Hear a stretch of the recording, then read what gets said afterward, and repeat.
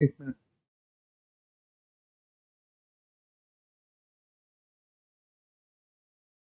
आज की टॉपिक्स की मैपिंग और कल ही की तरह थोड़ा थोड़ा लिखना है। बाकी चीजें जो हैं हम लोग आज के पीडीएफ में, जो कि मैंने भेज दिया है प्रिंट करने के लिए, तो आज के पीडीएफ में आपको मिल जाएगी वो सारे एक्सप्लेनेशन जो मैं आपसे बात कर रहा हूं, लेकिन एक ऑर्गेनाइज्ड एग्जामिनेशन फ्रेंडली लैंग्वेज में। ठीक है, तो टॉपिक्स जो हैं आज का, सबसे पहला जो टॉपिक्स है वो है आईओटी, जिसको हम कहते हैं इंटरनेट ऑफ थिंग्स। अब आप लोग भी मेरे साथ लिखने का काम शुरू कर सकते हैं। इंटरनेट ऑफ थिंग्स, और इंटरनेट ऑफ थिंग्स से निकल करके आती है जिसको हम कहते हैं स्मार्ट होम्स,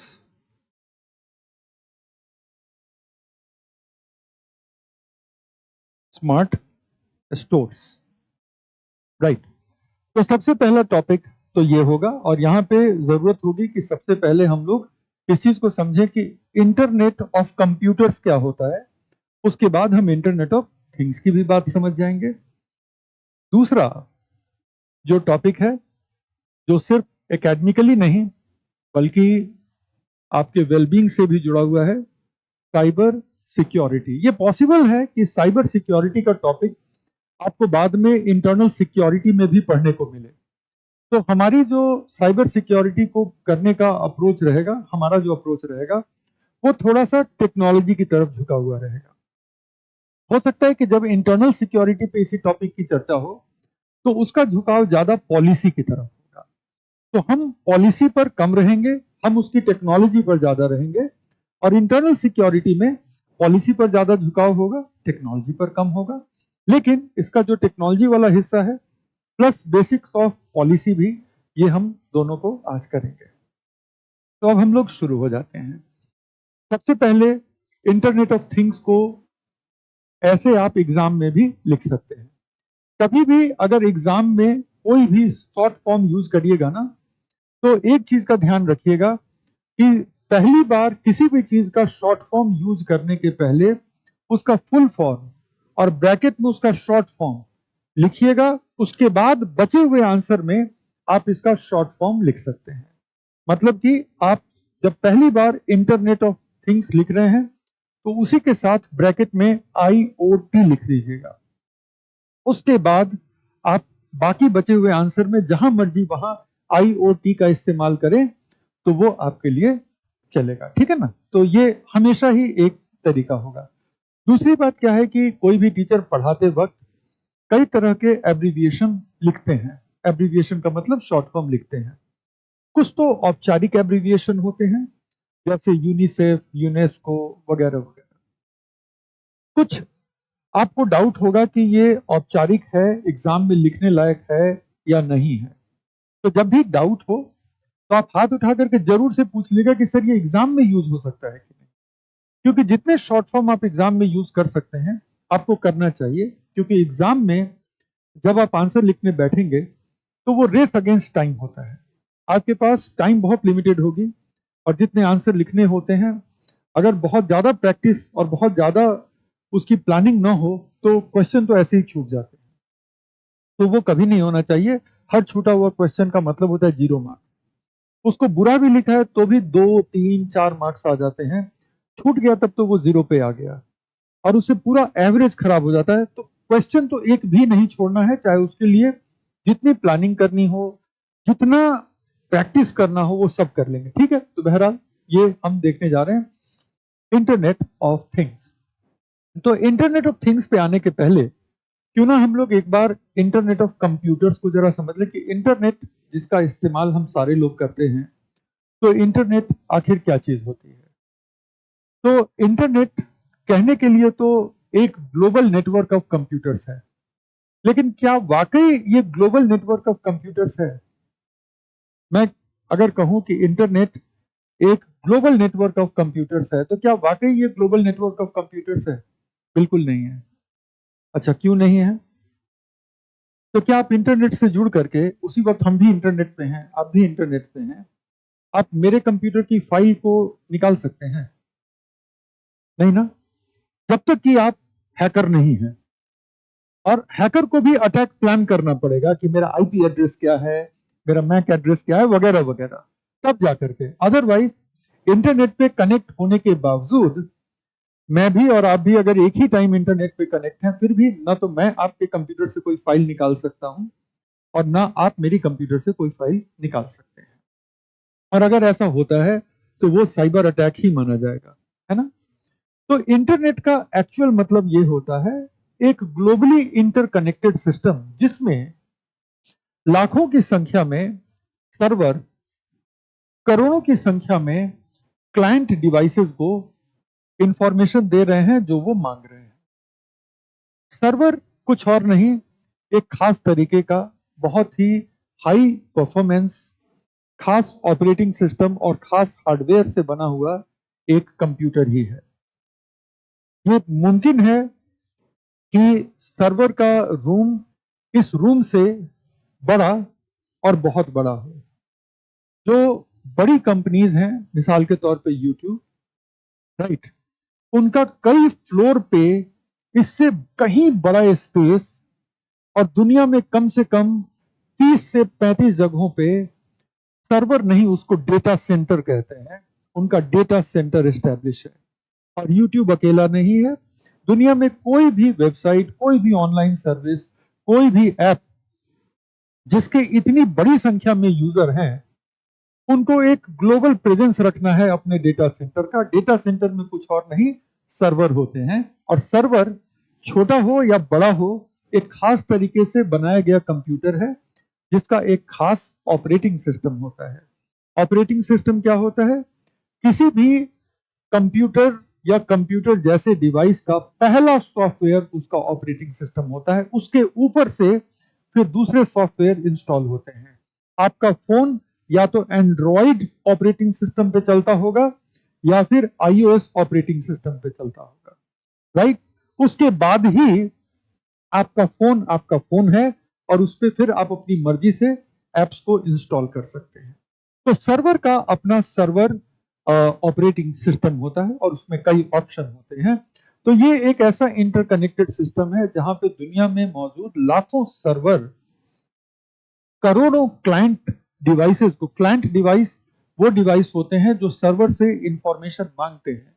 मिसाल के तौर पे मैं अपने मोबाइल पर इंस्टाग्राम खोल करके अगर अपने अकाउंट के हिसाब से रील्स देखना शुरू करूं तो मेरा मोबाइल एक क्लाइंट डिवाइस है। अगर मैं अपने मोबाइल में ब्राउजर को लॉन्च करके कोई खास वेबसाइट पे जाता हूं तो मेरा मोबाइल डिवाइस जो है एक क्लाइंट डिवाइस है। तो दुनिया में करोड़ों क्लाइंट डिवाइस, लाखों की संख्या में सर्वर से इंफॉर्मेशन को रिसीव करते हैं और कई बार सर्वर के साथ इंटरैक्ट भी करते हैं। ऐसा नहीं है कि सर्वर से सिर्फ आप रिसीव करते हैं, कई दफा आप सर्वर से इंटरैक्ट करते हैं। मिसाल के तौर पे जब आप रेलवे की टिकट बुकिंग कराने जाते हैं तो वो पैसेंजर का नाम पूछता है, एज पूछता है, सबसे पहले तो पूछता है जाना कहाँ है ना, किस तारीख को जाओगे, कौन से ट्रेन में जाओगे, वगैरह। तो आप सर्वर के साथ इंटरैक्ट कर रहे हैं। तो सर्वर और क्लाइंट के बीच में या तो वन वे या टू वे इंफॉर्मेशन के एक्सचेंज को हम इंटरनेट ऑफ कंप्यूटर्स कहते हैं। हालांकि आपका mobile phone technically speaking computer नहीं है, लेकिन चूंकि ये भी माइक्रो प्रोसेसर बेस्ड एक डिवाइस है तो ये कंप्यूटर का इक्विवेलेंट ही माना जाता है। ठीक है, तो ये है इंटरनेट ऑफ कंप्यूटर्स। अब इंटरनेट ऑफ थिंग्स क्या है? थिंग्स का मतलब क्या है? चीजें। तो कंप्यूटर को छोड़ दो, क्योंकि वो तो इंटरनेट ऑफ कंप्यूटर्स हो गया। कंप्यूटर को छोड़ दो और फिर आपके पास जो बाकी के उपकरण हैं, अगर वो किसी तरह के तंत्र के साथ, वो किसी इंटरनेट के साथ एक दूसरे से संवाद कर सकें तो लाइफ शुरू में तो बहुत रोमांचक हो जाएगी, बाद में बहुत आसान हो जाएगी। शुरू में तो आपको इतना रोमांचक है कि अरे ये सब ऑटोमेटिकली हो रहा है, कि आप कुछ दिन तक तो ऐसे ही खुश रहेंगे। जब ये चीज आम हो जाएगी आपके लिए, तब भी आपकी आपकी जो लाइफ है वो बहुत आसान हो जाएगी।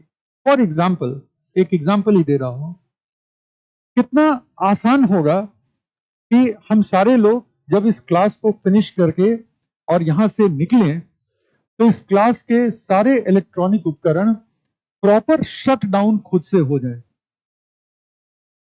सारे इलेक्ट्रॉनिक उपकरण प्रॉपर शट डाउन, ऐसा नहीं कि बस पावर ऑफ कर दिया, ठीक है, प्रॉपर शट डाउन। इस स्मार्ट बोर्ड को जैसे शट डाउन होना है, सामने की टीवी स्क्रीन को जैसे शट डाउन होना है, तो जिसको जैसे शट डाउन होना है वैसे शट डाउन हो जाए, ये लाइटें ऑफ हो जाए, ये एसी ऑफ हो जाए। और इतना ही नहीं, अगर मान लो कि इसके बाद कोई क्लास नहीं है तो बाहर के दरवाजे अपने आप लॉक हो जाए। क्या ये मुमकिन है? मुमकिन नहीं है, मेरी आप बीती है। मतलब चीजें तो ऐसी ऐसी हैं। ये भी कहानी 18 की है, और ये सब का मैं वीडियो बना के रखता हूँ, ये सब का मैं वीडियो बना के रखता हूँ। तो एक वहां पे विदेशों में एक होटल का चेन है जिसका नाम है हिल्टन। तो बुकिंग कराई तो उन्होंने कहा कि हिल्टन का ऐप डाउनलोड कर लोगे तो आपके लिए आसान होगा कि आप अपने रूम तक पहुंच जाओ। मैंने कहा करके देख लेते हैं। कुछ चीजें तो मैं इसलिए भी करता हूं कि अपने स्टूडेंट्स को बता सकूं। तो मैंने ऐप डाउनलोड कर लिया, उसमें अपना अकाउंट वगैरह क्रिएट कर लिया, तो उसमें दिखाने लगा कि इस तारीख को आप इस शहर के इस होटल में हैं। होटल के काउंटर पे गया और जो शुरू की औपचारिकताएं होती है वो पूरी की। मैंने कहा चाबी दे दो। तो उसने कहा कि ऐप है ना आपके पास, हमारे सिस्टम में दिखा रहा है। मैंने कहा कि है। तो जाइए रूम तक। तो ऐप को कुछ नहीं करना है, ऐप को बस अपने फोन में ओपन कर लेना है, पॉकेट में रख लीजिए। रूम के सामने जब जाकर के आप खड़े होंगे, रूम का जो इलेक्ट्रॉनिकली कंट्रोल्ड डोर है वो अपने आप लॉक खुलने की आवाज आएगी। अब हैंडल मोड़िए, घुस जाइए अंदर। ठीक है, मुझे यकीन ही नहीं हुआ। फिर मैं बाहर आया, एक बार और किया। अब एक हाथ से मोबाइल से शूट कर रहा हूं, एक हाथ से जो है दाखिल हो रहा हूं। नहीं, बहुत जरूरी है। ठीक है, आप आकर के जब यात्रा वृतांत बताएंगे तो हम ऐसे देश में रहते हैं कि जहां पे आधे लोग सोचेंगे बहुत जबरदस्त फेंक रहा है। तो तो इसलिए है कि नहीं, है ना, वही वाली बात। तो मैंने जो है सो उसका मोबाइल रिकॉर्ड बनाया। तो वो क्या था? That was just internet of things. किस लॉजिक पे काम करता है? If then. अगर ऐसा, इफ का मतलब क्या होता है? अगर। देन का मतलब क्या होता है? तब। अगर ऐसा, तब वो करेंगे। इंग्लिश में एक टर्म है जिसको कहते हैं if this then that, ITTT। If this then that, ऐसा होगा तो वैसा करेंगे। तो वो सिंपल लॉजिक था इफ दिस देन दैट का। और क्या क्या उसमें चल रहा था, सोच के देखो। सबसे पहले उस रूम का जो लॉक को कंट्रोल करने का सिस्टम था वो हिल्टन के सर्वर से कनेक्टेड था, क्योंकि उसको पता था कि गेस्ट कौन है, गेस्ट का जो भी कोड वोड होगा वो था। दूसरा, मेरा मोबाइल डिवाइस है ना, मोबाइल डिवाइस में ऐप लॉन्च करिए। ऐप अब आपके मोबाइल के नियर फील्ड कम्युनिकेशन NFC को एक्टिवेट करता है। और NFC वही टेक्नोलॉजी है जिससे कि अपने डेबिट कार्ड को टैप करके भी आप कुछ पैसे पे कर सकते हैं। तो वो ऐप NFC एक्टिवेट करता है और वो ऐप जाकर के उसी रूम का दरवाजा खोल सकता है। ऐसा नहीं है कि ऐप को लॉन्च करके और बगल के रूम में मान लो शाहरुख खान ठहरे हुए हैं। ऐसे जिस तरह के होटलों में मैं रहता हूं वहां शायद शाहरुख खान अपने ड्राइवर को भी नहीं रखते होंगे। बहरहाल जो भी है, लेकिन दूसरे का रूम तो नहीं खोल पाओगे ना। तो ये कैसे हुआ? इफ दिस देन दैट, उसमें यूजर की ऑथेंटिकेशन भी हो गई, उसमें यूजर पास है तभी खुलेगा। ऐसा नहीं कि रूम के सामने से मैं गुजर गया, रूम खुल गया, और मेरे पीछे पीछे एक चोर किस्म का आदमी आ रहा है, मैं सामने चला गया, वो अंदर चला गया, है ना। तो वो सब भी नहीं होना चाहिए। तो सब कुछ करके, तो अब क्या है कि इंटरनेट ऑफ थिंग्स में वो डिवाइसेस एक दूसरे के साथ संवाद करते हैं, एक दूसरे के साथ कम्युनिकेट करते हैं। उनका एक अपना एल्गोरिदम होता है। और इंटरनेट ऑफ थिंग्स को एस्टैब्लिश करने के लिए, इसको ऑपरेट करने के लिए अलग अलग प्लेटफॉर्म बने हुए हैं, क्लाउड प्लेटफॉर्म। क्लाउड प्लेटफॉर्म का मतलब है कि एक ऐसा प्लेटफॉर्म जो इंटरनेट से एक्सेसिबल है। क्लाउड प्लेटफॉर्म का मतलब जैसे कि गूगल ड्राइव है, तो वो क्या है? क्लाउड प्लेटफॉर्म है, वहां पे आप डॉक्यूमेंट को क्रिएट करते हो, वहीं सेव रहता है। तो इसी तरह से कुछ क्लाउड प्लेटफॉर्म्स हैं जो इंटरनेट ऑफ थिंग्स को एस्टेब्लिश करने में वो एक इंफ्रास्ट्रक्चर प्रोवाइड करते हैं। आज की डेट में दुनिया में 3 क्लाउड प्लेटफॉर्म स्मार्ट होम के लिए सबसे पॉपुलर हैं और सब आपको पता है। गूगल स्मार्ट होम या गूगल होम जिसको कहते हैं, एप्पल वालों का अपना एप्पल होम है, और एक एलेक्सा का स्मार्ट होम है जो अमेजॉन ने एलेक्सा को डेवलप किया है। अब क्या है कि जितने आज की डेट में इलेक्ट्रॉनिक डिवाइसेस नए नए आ रहे हैं, आप देखोगे उनके डब्बे पे, और आप जाके दूसरा काम ये करना, पहला काम क्या करना है, अमेजॉन गो स्टोर एक्सपीरियंस सर्च करो, देखो कि दुकान में लोगों का अनुभव कैसा है। दूसरा, आप फ्लिपकार्ट पे या अमेजॉन पे जाकर के सर्च करना अलग अलग डिवाइसेस को, जैसे एलेक्सा एनेबल्ड फ्रिज, एक फ्रिज जिसको एलेक्सा से कंट्रोल कर सकते हैं। एलेक्सा रेडी लाइट्स, लाइट जिसको एलेक्सा से कंट्रोल कर सकते हैं। Alexa enabled air conditioner. अब देखो कि कितने डिवाइसेस आपको एलेक्सा एनेबल्ड मिल जाएंगे। तो आप में से कितने लोगों ने एलेक्सा का डेमो देखा है भी? हाँ, तो टाइम टाइम पे उसको ऑफ करके रखिएगा, वो सारी बातें सुन रही होती है। हाँ, जिसके पास भी है तो उसको कभी कभी ऑफ भी कीजिएगा। एक्चुअली क्या है कि उसको हर वक्त हर बात सुनने की जरूरत 2 वजह से है। पहली वजह तो ये है, जो उनका बहाना है, कि जब आप हमको कोई निर्देश दीजिएगा तो उसके लिए हमको अपने कान तो खोल के रखने पड़ेंगे, तभी तो आप निर्देश दीजिएगा ना, कि Alexa switch on the light. तो एलेक्सा को ऑन करके तब तो नहीं कहेगा Alexa switch on the light, Alexa हमेशा ऑन है, एलेक्सा आपकी तमाम बातें सुन रही है, ठीक है। और बीच में जब आप एलेक्सा बोलेंगे तो एलेक्सा आपके लिए लाइट ऑन कर देगी। अब अमेजॉन ने ही क्यों डेवलप किया ये? अमेजॉन ने इसलिए डेवलप किया, अच्छा आपको पता है कि एलेक्सा अब हिंदी में भी बातों को सुनती है। एलेक्सा लाइट ऑन कर दो, तो लाइट ऑन हो गया, है ना। तो ये सब भी एलेक्सा अब हिंदी में सुनती है। तो आपको पता है कि अमेजॉन ने ही क्यों डेवलप किया? और आपको ये पता है कि Amazon.com जो है, जहां पे सामान्य चीजें बेची जाती हैं, वहां पे अमेजॉन कुछ खास प्रॉफिट नहीं कमा रहा है, बल्कि कई कंट्रीज में लॉस में है ना। और अमेजॉन का जो सबसे ज्यादा पेइंग बिजनेस है वो है अमेजॉन वेब सर्विसेज, AWS। कभी सर्च कीजिएगा, AWS उनका सबसे पेइंग है। तो अमेजॉन इस दुनिया का सबसे बड़ा क्लाउड प्रोवाइडर है।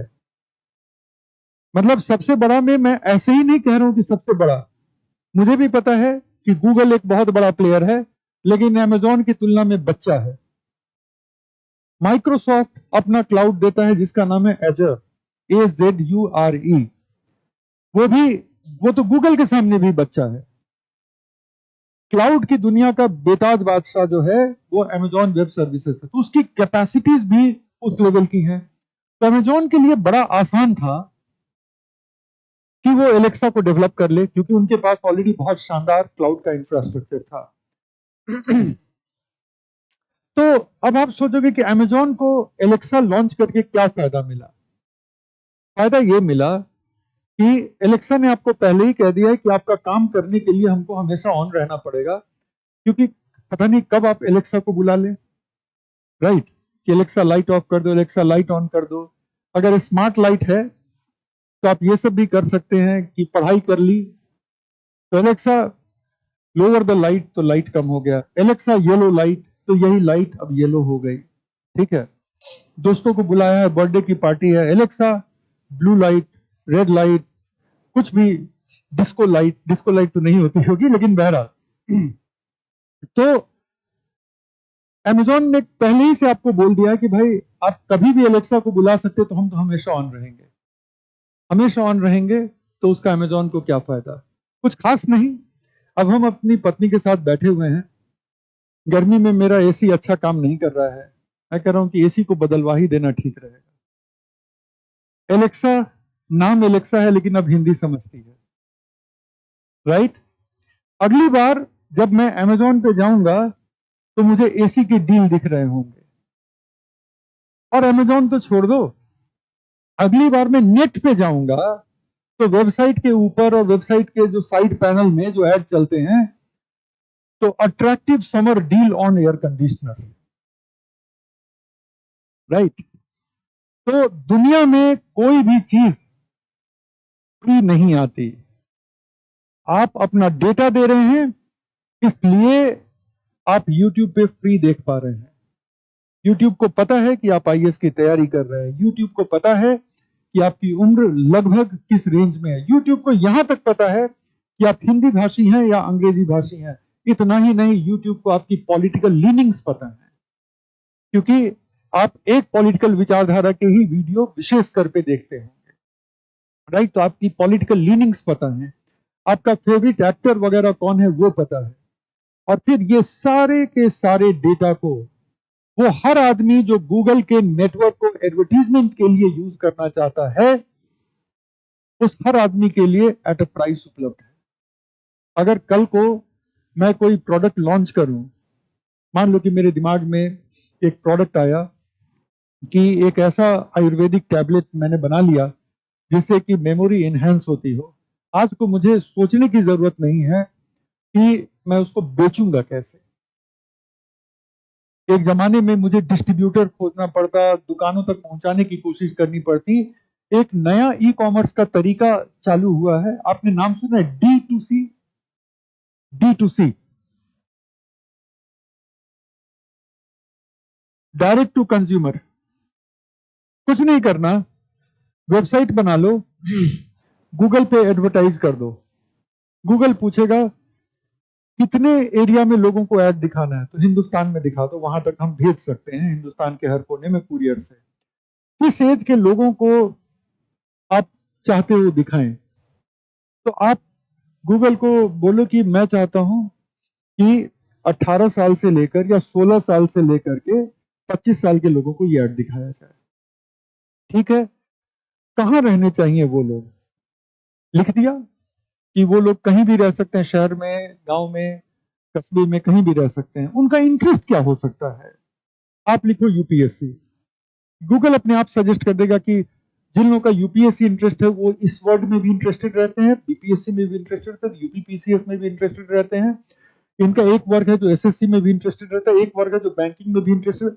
गूगल खुद सजेस्ट कर रहा है। गूगल को इतना ज्ञान कैसे मिल गया जो मुझे नहीं था? क्योंकि आप गूगल से, मेरे कंपैरिजन में गूगल से ज्यादा इंटरैक्ट कर रहे हैं। आप बता नहीं रहे बोल के, लेकिन अपनी आदतों से सब कुछ बता दिया आपने। कभी यूपीएससी का वीडियो देखा, कभी बीपीएससी का वीडियो देखा, है ना? तो गूगल को पता है कि यूपीएससी वाले कुछ लोग बीपीएससी का भी वीडियो देख रहे हैं।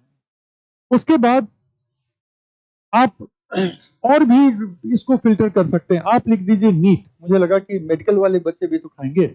आप लिख दीजिए नीट, और भी ऑप्शन दिख जाएंगे, ओलंपियाड, 12th बोर्ड वगैरह वगैरह। गूगल फिर बता देगा कि पूरे हिंदुस्तान में तकरीबन 2.5 करोड़ लोग हैं जिन तक आप पहुंच सकते हो। हर 1000 लोगों तक पहुंचाने के लिए इतने पैसे लेंगे, या हर सिंगल क्लिक पर इतने पैसे लेंगे, बता दो किस तरह का बजट चाहिए।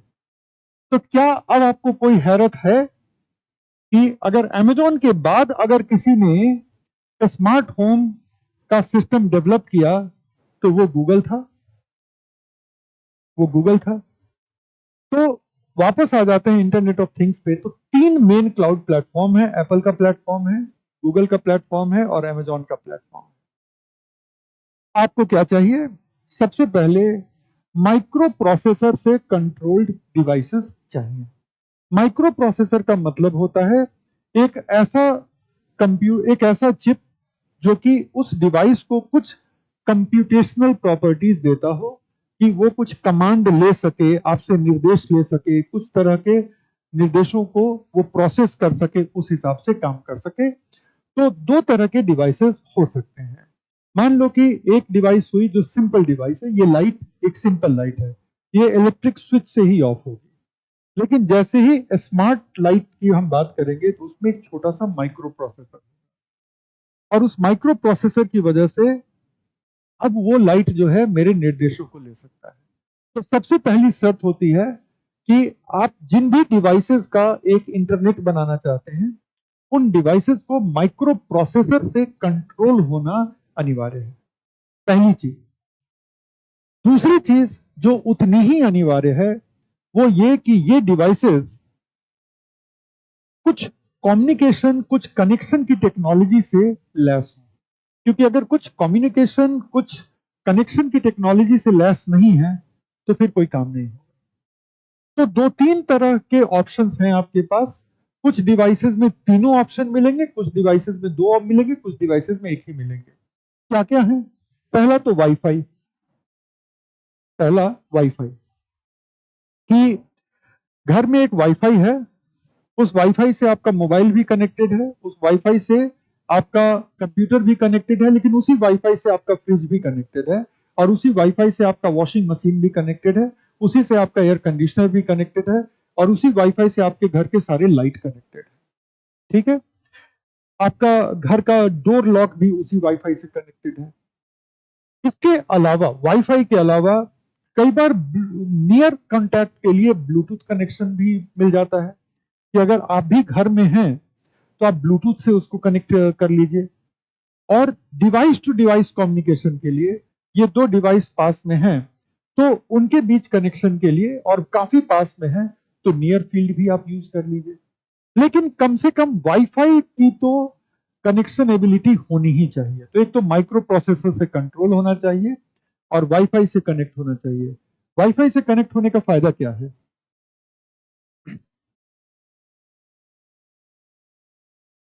मान लीजिए कि ये एक फ्रिज है,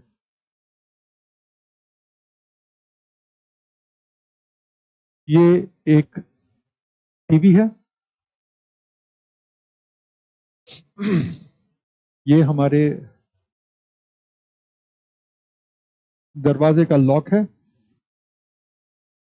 ना?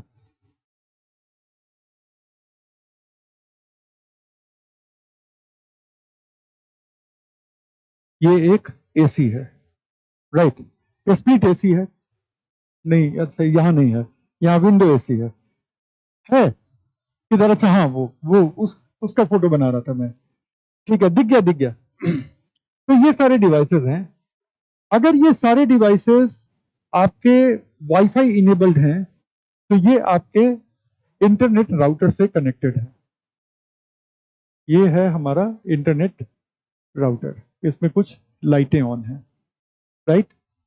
तो ये सब कुछ इससे कनेक्टेड है और टू वे कम्युनिकेशन है।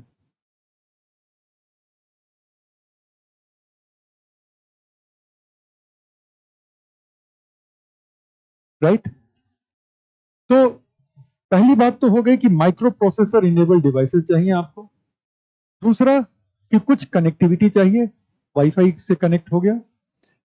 तीसरा जो होना चाहिए कि कई तरह के सेंसर होने चाहिए।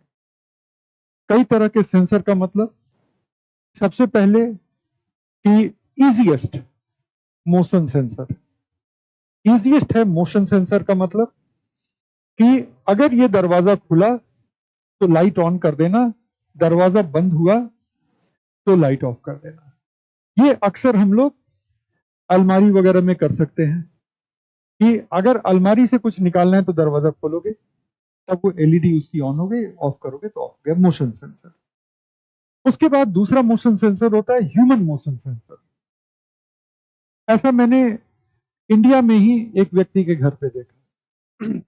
मुझे थोड़ा सा इसकी जरूरत नहीं महसूस हुई, तो मैंने कभी इसको बनाने की कोशिश नहीं की, बनाया जा सकता है। तो ह्यूमन मोशन सेंसर कि जैसे आप रूम में एंटर हो रहे हैं तो रूम की लाइट ऑन हो गई, और रूम में अगर आप बैठे हुए हैं तो वो आपके मोशन को डिटेक्ट कर रहा है कि ये आदमी गया नहीं है बाहर। दो दो लोग मूव हुए और एक ही आदमी बाहर गया या दोनों अंदर हैं, ठीक है, तो वो लाइट ऑफ नहीं हुआ। और आप अकेले गए और फिर थोड़ी देर के बाद आप आ गए आप देखेंगे कि आपके निकलने के 10 सेकंड के बाद वो लाइट अपने आप ऑफ हो गई। तो आपको चाहिए सेंसर। तो ये तो सबसे बेसिक सेंसर है। सेंसर की दुनिया में इसकी इज्जत भी नहीं है, मोशन सेंसर की। ठीक है, मोशन सेंसर तो इतने शानदार हैं कि जैसे कांच की सीढ़ियां हैं, मोटे मोटे ग्लास की सीढ़ियां हैं, है ना। तो जैसे जैसे आप स्टेप लेते जाएंगे अगले 3-4 सीढ़ी ग्लो करेंगे और उसके आगे के अभी ग्लो नहीं कर रहे हैं। और आप जिन सीढ़ियों को चढ़ चुके हैं और अगर आपके पीछे कोई नहीं आ रहा है तो वो सीढ़ी भी अब ग्लो करना बंद कर दी है। राइट, तो इस तरह से वो सब भी आप कर सकते हैं। तो मोशन सेंसर। दूसरा क्या है? दूसरा है टच सेंसर। अगर हम Amazon के ऑटोमेटेड शॉप Amazon Go की बात करें, जहां पे उनके रैक से सामान उठा करके आप रख लेते हैं अपने ट्रे पे, तो ऑटोमेटिकली उसकी बिलिंग हो जाती है और वापस आप रख देते हैं तो उसकी बिलिंग वापस हो जाती है। तो वहां पे उनके जो रैक हैं वो टच सेंसिटिव हैं और इस तरह से उनको प्रोग्राम किया गया है कि वहां पे आप दही रखेंगे या एक पर्टिकुलर सामान ही रखेंगे। ऐसा नहीं है कि वहां पे आप एप्पल का आईफोन रख देंगे तो वो आईफोन समझ के बिल करेगा। आप अगर कोई स्टाफ गलती से वहां पे आईफोन रख दे तो आईफोन भी दही के भाव बिक जाएगा उस दिन। ठीक है, ये तो अच्छा है कि वो लोग खाने पीने की चीजें ही रखते हैं, है ना, नहीं तो अच्छा। लेकिन आपको भी पता है ना कि अमेजॉन इतना मासूम नहीं है। तो टच के अलावा उन्होंने कंप्यूटर विजन भी लगा रखा है, छोटे छोटे मिनिएचर कैमरा। और वो दिन गए कि इधर एक कॉर्नर में सीसीटीवी लगा हुआ है, इस कॉर्नर में सीसीटीवी लगा, उधर एक लगा हुआ है, वो लगा हुआ है मिनिएचर कैमरा जो आपको दिख नहीं रहा है। दुकान में चारों तरफ जब नजर घुमाएंगे तो लगे कि देखो क्या मस्त राम राज्य है। ना तो कोई कैश काउंटर है, ना कोई कैमरा लगा हुआ है, कुछ नहीं है। और जहां कोई कैमरा नहीं लगा हुआ है वहां इतने कैमरे लगे हुए हैं कि आप दंग रह जाएंगे। तो मिनिएचर कैमरा लगे हुए हैं। तो सिर्फ इतना ही नहीं कि वो सामान हमने रैक से उठाया और ट्रे पे रख लिया तो उसने टच के बेसिस पे देखा, कोई ना कोई कैमरा इस लेवल को भी देख रहा है, कोई ना कोई कैमरा इस लेवल को भी देख रहा है। वो छोटी मोटी फिल्मों में नहीं होता है कि लोग कैमरे के सामने से ऐसे सर नीचे करके जा रहे हैं, ठीक है ना, कोट का कॉलर या हैट को नीचा कर लिया, वो सब नहीं काम करता है। कोई ना कोई कैमरा वो आपको देख रहा है कि कौन सा ब्रांड है और किस साइज का है। करेक्ट। ये तो आप दिल्ली में सोच लीजिए कि दिल्ली की ट्रैफिक पुलिस ने अपने ट्रैफिक सिग्नल्स पे इतने इफिशिएंट कैमरा लगा रखे हैं कि अगर आप येलो लाइट पे स्लो नहीं होते हो बल्कि तेज करके आप भाग जाते हैं तो उस चीज के लिए भी 500 रुपए का एक चालान कहिए या प्रेम पत्र कहिए आपके घर पे आ जाता है कि आपको सूचित किया जाता है कि। और आप इसको चैलेंज करके देखिए, उसमें ऑप्शन आता है कि हम फाइन पे कर देंगे या हम इसको कॉन्टेस्ट करना चाहते हैं। तो एक बार मैंने सोचा कि हम इसको कॉन्टेस्ट कर लेते हैं, तो हम इसको कॉन्टेस्ट करना चाहते हैं। उसने वो जगह, टाइम इतने बज के इतने मिनट इतने सेकंड पे, ठीक है, आपकी ये वाली गाड़ी जिसका नंबर प्लेट ये है, अब सोचो गाड़ी तेजी से चल रही, नंबर प्लेट एक्यूरेटली उसने उठा लिया। ठीक है, इतना ही नहीं, एक फोटो भी दे दिया, देखिए उस समय का ये फोटो। मैंने कहा कि अब आपके सामने मेरी कहां चलेगी, पैसे ही ले लीजिए 500 रुपए। राइट। तो कैमरे तो इतने सेंसिटिव हैं, आप एक कार से तेज तो नहीं चल रहे उस दुकान में। तो कंप्यूटर विजन, इसके अलावा कंप्यूटर हियरिंग। जब आप एलेक्सा को कहते हैं कि लाइट ऑन कर दो, लाइट ऑफ कर दो, एसी ऑन कर दो, एसी ऑफ कर दो, तो वो कंप्यूटर हियरिंग भी। तो ये सब के सब सेंसर हैं। टच एक सेंसर है, कंप्यूटर विजन एक सेंसर है, मोशन सेंसर एक सेंसर है, आपके वॉइस कमांड को सुनना भी एक सेंसर है। सेंसर का मतलब कि उसके थ्रू वो आपके बारे में इंफॉर्मेशन गैदर कर रहा है। मोशन सेंसर से आज के घरों को यह पता चलता है कि आप घर से बाहर निकल गए हैं तो घर को लॉक कर दिया जाए। उसके बाद चौथी जरूरत क्या है? चौथी जरूरत होती है कमांड की। यूजर को एक उसको निर्देश तो देना ही पड़ेगा। आप यकीन करेंगे कि एलेक्सा इनेबल्ड फ्रिज में, एलेक्सा इनेबल्ड फ्रिज जो है, जो महंगे वाले फ्रिज हैं, उससे सस्ता पड़ेगा कि ऐसे ही दुकान से जाकर के ले आओ सामान। लेकिन एलेक्सा इनेबल्ड फ्रिज में अब कंप्यूटर विजन की व्यवस्था है, जिससे कि आप अगर पहले से प्रोग्राम कर दो कि फ्रिज में अगर दूध के डब्बे घट करके 2 हो जाएं, तो दूध के ये वाले ब्रांड का तुम ऑर्डर कर देना अमेजोन पे। आप सोचेगा कि पेमेंट कौन करेगा? वो तो पहले ही से आप अमेजोन को दे के रखे अपना पेमेंट का डिटेल। ठीक है, तो ऑटोमेट फ्रिज में अंडे इतने हो जाएं तो ऑर्डर कर देना, फ्रिज में ये इतना हो जाए तो ऑर्डर कर देना। फ्रिज खुद से कंप्यूटर विजन से वो डिटेक्ट करके कि अच्छा दूध 2 ही बचे हैं तो ऑर्डर कर दिया जाए। जब आप वापस आएंगे तो आपके दरवाजे पे वो दूध के डब्बों का एक ट्रे रखा रहेगा, या जो भी आपके फ्रिज ने ऑर्डर किया है, तो अब आप भी ऑर्डर कर सकते हैं, फ्रिज भी ऑर्डर कर सकता है। ठीक है, और बताते हैं। तो ये क्या है? ये निर्देश देना हुआ। अगर आपने निर्देश दे दिया है कि सुबह में इतने बजे आपके बाथरूम का पानी गर्म होना शुरू हो जाना चाहिए, शाम में जब आप घर से 15 मिनट की दूरी पे रहें, शाम में घर से जब आप 15 मिनट की दूरी पे रहें, तो आपके इस कमरे में एसी ऑन हो जाना चाहिए। कोई दिक्कत नहीं है। आपका car real time location share करेगा स्मार्ट होम के प्लेटफॉर्म से, जो गूगल प्लेटफॉर्म है या एलेक्सा का प्लेटफॉर्म है। तो आपने कमांड सेट कर दिया, अब आप कार से आ रहे हैं, आपका car real time location share करता है और एक्सपेक्टेड टाइम शेयर करता है उस क्लाउड प्लेटफॉर्म से, जिससे कि आपका स्मार्ट होम नियंत्रित हो रहा है। और आपने कमांड दिया हुआ है कि जब हम घर से 15 मिनट दूर रहें तो एसी चला देना। आपको भी पता है कि गूगल मैप काफी अच्छे से काम करता है, वो ट्रैफिक कंडीशन वगैरह सबको ध्यान में रख करके वो कैलकुलेट करता है कि आप कितनी देर में उस जगह पे पहुंचेंगे ना। तो 15 मिनट की दूरी रह जाती है, आपका एसी ऑन हो जाएगा। तो आपको कमांड देना पड़ेगा, आपको कुछ निर्देश देने पड़ेंगे, उन निर्देशों के बाद वो ऑटोमेट हो जाएगा। रोज रोज उन निर्देशों का पालन करेगा। अगर आप कहते हैं कि जब मैं ऑफिस में रहूं और उस समय अगर कोई भी दरवाजे पे किसी भी वजह से आए, अमेजोन की डिलीवरी देने आए या कुछ भी देने के लिए आए, तो एक बार मुझे बीप देना और दरवाजे के कैमरे को एक्टिव कर देना। तो क्या है इसका मतलब? कि आपके दरवाजे के पास मोशन सेंसर है, कोई आया डिलीवरी देने, मोशन सेंसर ने कैमरे को एक्टिवेट किया, और दूसरा वो सब वाईफाई से लगा हुआ है, आपके मोबाइल पे ऐप के अंदर एक सिग्नल भेज दिया, बीप बीप आया कि दरवाजे पे कोई आया था। आप एक बार देख लें, अच्छा ये व्यक्ति है, इस समय का ये वीडियो है। और अगर आपको दिक्कत है तो आप पुलिस को या जो मर्जी फोन कर सकते हैं। तो आपको एक बार तो निर्देशित करना पड़ेगा। ठीक है, आप एक बार उसको निर्देशित करते हैं। तो चौथी जरूरत ये होती है। और जब ये सारी चीजें हो गई तो आपका इंटरनेट ऑफ थिंग्स काम करता है। आज की डेट में इंटरनेट ऑफ थिंग्स फैक्ट्रीज में ऑपरेट हो रहे हैं क्वालिटी कंट्रोल के लिए, कि जब ये स्टेप पूरा हो उसके बाद ही अगला स्टेप शुरू करना, उसके बाद ही अगला स्टेप शुरू करना। तो प्रेसिजन मैन्युफैक्चरिंग के लिए, प्रेसिजन का मतलब है हाई एक्यूरेसी वाली मैन्युफैक्चरिंग के लिए वो जरूरी होता है। हॉस्पिटल्स में अब यूज होना शुरू हो गया है इंटरनेट ऑफ थिंग्स, कुछ बेसिक चीजों के लिए।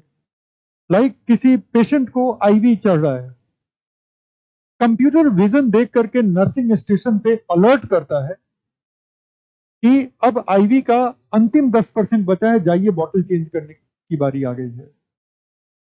नॉर्मली अगर ऐसा ना हो तो फिर नर्स को ये याद रखना पड़ेगा, और अगर हॉस्पिटल में लोड ज्यादा है पेशेंट का तो कई बार चूक भी होती है ना। और आपको भी पता है कि पेशेंट के वेन में अगर एयर बबल चला जाए तो ये कई केसेस में लाइफ थ्रेटनिंग हो सकता है। तो ये internet of things computer vision से कितना आसान हो गया है ना। किसी पेशेंट को बोला गया है कि आप एक तरह से लेटे रहें, पेशेंट भी कई बार थोड़ी ज्यादा हिम्मत दिखा करके डॉक्टर के इंस्ट्रक्शन को फॉलो नहीं करते हैं, इमीडिएट अलर्ट चला जाएगा। पेशेंट के कुछ वाइटल्स लगे हुए हैं, हर वक्त नर्स वहां नहीं बैठी रह सकती। पेशेंट के कुछ वाइटल्स लगे हुए हैं, कंप्यूटर विजन से उस पैनल पे नजर रखो, अगर कोई भी वाइटल बहुत ज्यादा गड़बड़ होती है, नर्सिंग स्टेशन पे एकदम से इमरजेंसी अलर्ट भेज। तो बहुत सारी चीजें हॉस्पिटल के लेवल पे इंटरनेट ऑफ थिंग्स पे होती है। स्मार्ट स्टोर्स, स्मार्ट शॉप तो बन ही सकते हैं, और इतना ही नहीं, स्मार्ट होम तो इंडिया में भी लोग बनाने लगे हैं। तो this is called internet of things. और अगर ये सब चीज बहुत अनूठा लग रहा हो तो आप लोगों की जानकारी के लिए बता दें कि 2018 में यूपीएससी ने पीटी में इस पर सवाल पूछा हुआ है, पूरी कहानी लिखी है। मान लीजिए कि आप सुबह जगते हैं, देखिएगा ये क्वेश्चन को पीवाईक्यू में ढूंढिएगा, वो कहानी बड़ी इंटरेस्टिंग सी कहानी है। उस समय इस टॉपिक को मैंने पढ़ाना ही शुरू किया और एकदम से अगले साल इस टॉपिक पे क्वेश्चन आ जाता है। लेकिन आने वाले वक्त में मेंस में इंटरनेट ऑफ थिंग्स कैसे हेल्थ केयर सेक्टर को इंप्रूव करेगा, इंटरनेट ऑफ थिंग्स कैसे एल्डरली के केयर को इंप्रूव करेगा, जो बूढ़े बुजुर्ग लोग हैं और अगर वो किन्हीं कारणों से उनको अकेला रहना पड़ रहा है तो उनके केयर को कैसे बेहतर कर सकता है, उनकी सेफ्टी सिक्योरिटी को कैसे इंश्योर कर सकता है, मैन्युफैक्चरिंग के सेक्टर को कैसे इंप्रूव कर सकता है, इंटरनेट ऑफ थिंग्स और आर्टिफिशियल इंटेलिजेंस के मिला देने से किस तरह की संभावनाएं ओपन होती हैं। तो बहुत सारे क्वेश्चंस अब आने वाले वक्त में मेंस में ये पॉसिबल है। तो अब इंटरनेट ऑफ थिंग्स को लेकर के थोड़ा सा कॉन्फिडेंस आ गया सारे लोगों को। कुछ क्वेश्चन अगर है, कुछ ऑनलाइन क्वेश्चंस भी आ रहे हैं, तो कुछ क्वेश्चंस है तो एक बार आप पूछ लीजिए। उसके बाद कुछ फ्लो चार्ट बनाएंगे, इस पे नोट्स ऑलरेडी छप रहा है, मतलब फोटोकॉपी हो रहा है, ठीक है। तो क्लास से निकलते वक्त मिल जाएगा, तो इस पे डिक्टेशन की जरूरत नहीं है, एक दो फ्लो चार्ट हम लोग फिर भी बनाएंगे, ठीक है। पहले क्वेश्चंस को पूछ लीजिए, थोड़ा प्रश्न काल हो जाए, ठीक है, उसके बाद हम लोग आगे चलते हैं। हाँ हाँ, पूछो पूछो। देखो, एलेक्सा, गूगल होम, सिरी, सबका सबसे बड़ा डिसएडवांटेज जो है वो प्राइवेसी है। They are continuously gathering your data, वो हर वक्त आपके डेटा को गैदर करते रहते हैं, हर वक्त।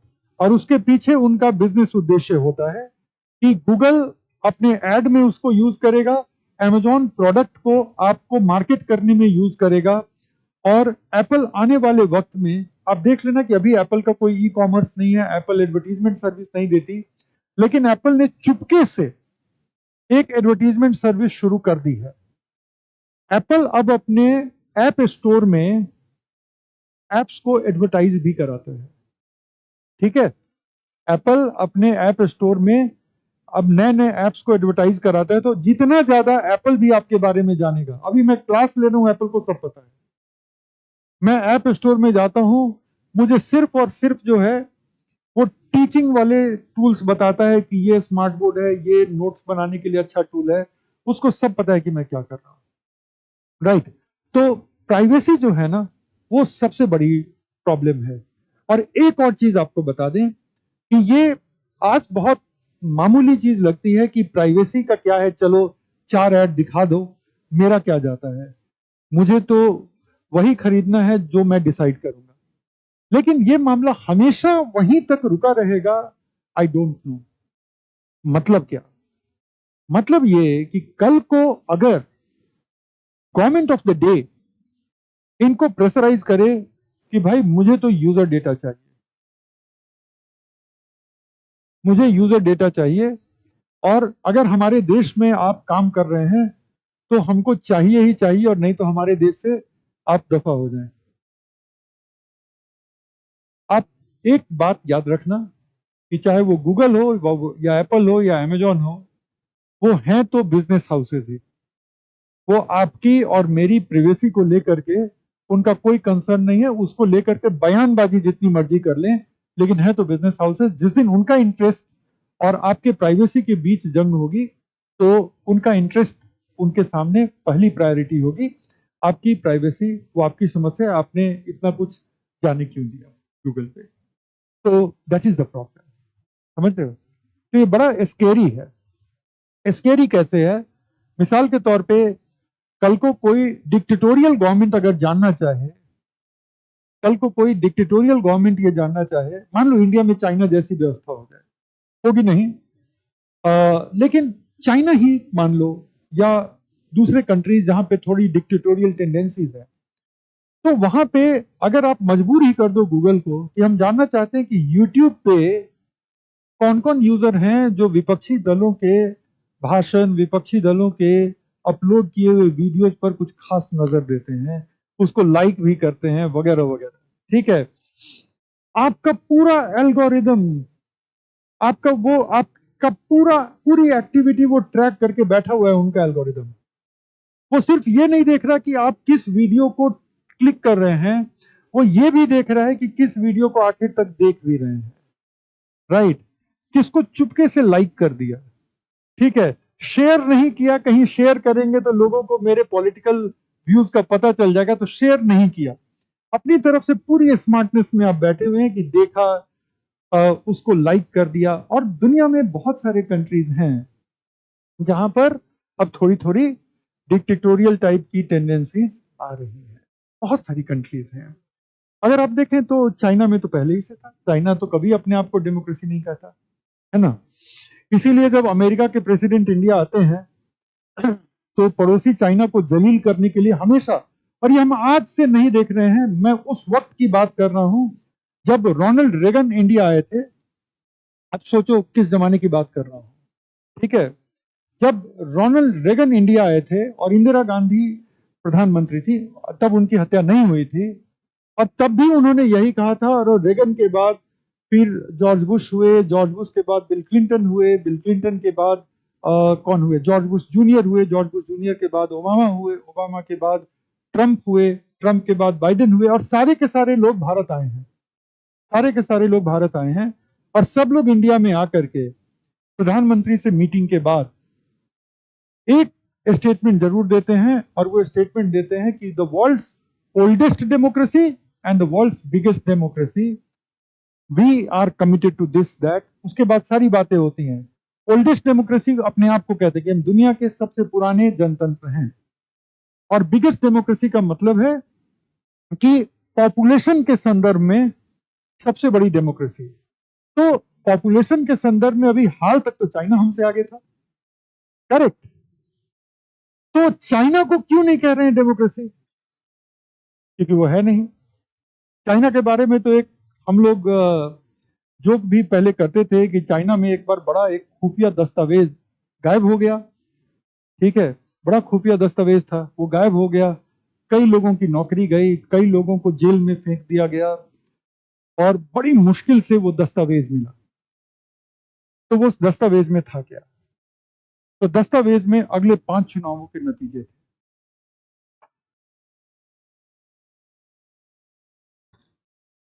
तो चाइना की डेमोक्रेसी ऐसी है, तय है ना, तय है। तो आपकी डेटा आज की डेट में बहुत ज्यादा उनके पास है, और डेटा जो है वो आइडेंटिफाएबल डेटा है। अब वो बात नहीं रही कि डेटा जो है वो आइडेंटिफाएबल नहीं है, डेटा आइडेंटिफाएबल भी नहीं, बल्कि डेटा जियो लोकेटेबल भी है। दूसरे शब्दों में मान लो कि आपने जीमेल अकाउंट खोला, और पुराने जमाने में तो बड़ा कॉमन था, कूल गाई 2022@gmail.com, है ना, उसके बाद मान लो कि उसका किसी औपचारिक उद्देश्यों के लिए इस्तेमाल नहीं करना है, ठीक है, तो नाम भी बदल दिया, ठीक है, नाम भी बदल दिया, कुछ भी रख लिया, विराट तेंदुलकर, है ना विराट तेंदुलकर नाम रख दिया अपना, कूल गाई 2022 कर दिया, कोई फर्क नहीं पड़ता, कोई फर्क नहीं पड़ता। एंड्रॉइड फोन है, जब आप हमसे मिले, और मान लो कि मैंने ऐसी बेवकूफी की है ये सोच के कि अब मेरी पूरी आइडेंटिटी जो है मेरे पास है, अब गूगल को करने दो एनालाइज कि मैं किसका वीडियो देखता हूं, किसका वीडियो नहीं देखता हूं, वगैरह वगैरह, ठीक है, कोई फर्क नहीं पड़ता, गूगल फोन है, ऑन है, ये गूगल के लिए वो सुन रहा है, तो वो ये भी सुन रहा है कि जब आप हमसे मिलते हैं तो कहते हैं अभिषेक सर, उसके बाद हमसे जो भी मिल रहा है दिन में 10 लोग, तो मतलब अगर वो मुझसे बड़े हैं तो अभिषेक कहेंगे, मेरे समकक्ष हैं तो अभिषेक अभिषेक जी कह देंगे, है ना। तो उनको सब पता है। कोई मुझे अगर मेल लिख रहा है तो लिख रहा है डियर अभिषेक जी। तो आपको क्या लगता है, आपका मेल नहीं पढ़ रहा है गूगल? पढ़ रहा है ना। मेल का सर्विस चलाना क्या इतना आसान है कि गूगल फ्री में दे रहा है और दुनिया में कोई भी कंपनी नहीं दे पा रही है? कितनी कंपनियां हैं जो फ्री में आज मेल दे रही हैं? बहुत कम।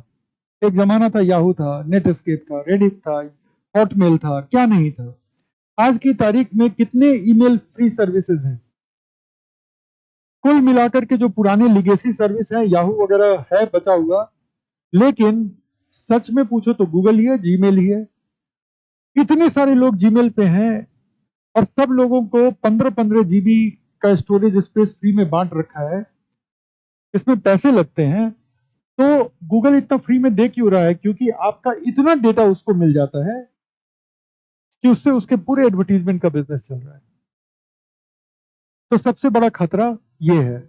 अगर खतरे की बात दूसरी कर ले तो बस इतना है कि अगर इंटरनेट ऑफ थिंग्स के सेंट्रल हब को हैक कर दिया जाए, और जो कि आज के हमारे सेकंड टॉपिक का मुद्दा ही है, अगर इंटरनेट ऑफ थिंग्स के सेंट्रल सर्विस को ही हैक कर दिया जाए, तो फिर मेरे से जुड़ी जितनी सर्विसेज हैं, मुझसे जुड़ी, किसी हॉस्पिटल से जुड़ी, किसी फैक्ट्री से जुड़ी, उन सारी सर्विसेज को आप रिमोटली एकदम से शट करके बिठा देंगे एक हैक पे, राइट। तो ये दूसरा सबसे बड़ा रिस्क है हमारे पास। ठीक है, तो ये ये दो सबसे बड़े रिस्क हैं। हाँ, पूछ लो। एक बार और बोल दो, मैं सुने। देखो, मैं समझ गया। देखो, 3-4 टेक्नोलॉजी हैं जिनसे कि रोजगारों के अवसरों में पक्के तौर पे कमी होगी। पहली टेक्नोलॉजी जो है वो है क्वांटम कंप्यूटिंग। जिस दिन क्वांटम कंप्यूटिंग थोड़ी आम टेक्नोलॉजी हो जाएगी, 10 साल और, 5 साल और, 6 साल और, उस दिन कंप्यूटर जो है आज की तुलना में लाखों गुना फास्ट हो जाएंगे। और उसकी वजह से कंप्यूटर पे बैठ करके जो काम किए जा रहे हैं, उस तरह के लोगों की रिक्वायरमेंट जो है कुछ 1,000 गुना कम हो जाएगी। दूसरा, आर्टिफिशियल इंटेलिजेंस। आर्टिफिशियल इंटेलिजेंस ने ऑलरेडी बिजनेसेस को, और आर्टिफिशियल इंटेलिजेंस ने ऑलरेडी लोगों को, बिजनेसेस को बंद कराना शुरू कर दिया है और लोगों को बेरोजगार करना शुरू कर दिया है। एग्जाम्पल बता देते हैं। हमारे कंट्री में एक, जैसे बिजनेस प्रोसेस आउटसोर्सिंग होती है ना, जिसको कॉल सेंटर कहते हैं, कि कंपनियों के बदले हमारे गुड़गांव में, हमारे हैदराबाद में लोग कॉल लेते हैं, तो इसी तरह से एक और सर्विस होती थी जिसमें इंडिया काफी आगे था, जिसको हम कहते हैं मार्केटिंग कंटेंट आउटसोर्सिंग। मिसाल के तौर पे मान लो कि मेरी एक आईएएस की कोचिंग एकेडमी है, तो मैं चाहूंगा कि मेरे वेबसाइट पे, मेरे ऐप पे हर रोज आईएएस से जुड़ी हुई कुछ चीजें पोस्ट होती रहें। हर रोज मान लो कि कुछ करंट अफेयर पोस्ट होता रहे। तो वो बेसिकली मैं इसलिए कर रहा हूं कि कल को इन कंटेंट के बहाने ही लोग मेरी वेबसाइट पे आएंगे और मेरे कोर्सेज से परिचित होंगे।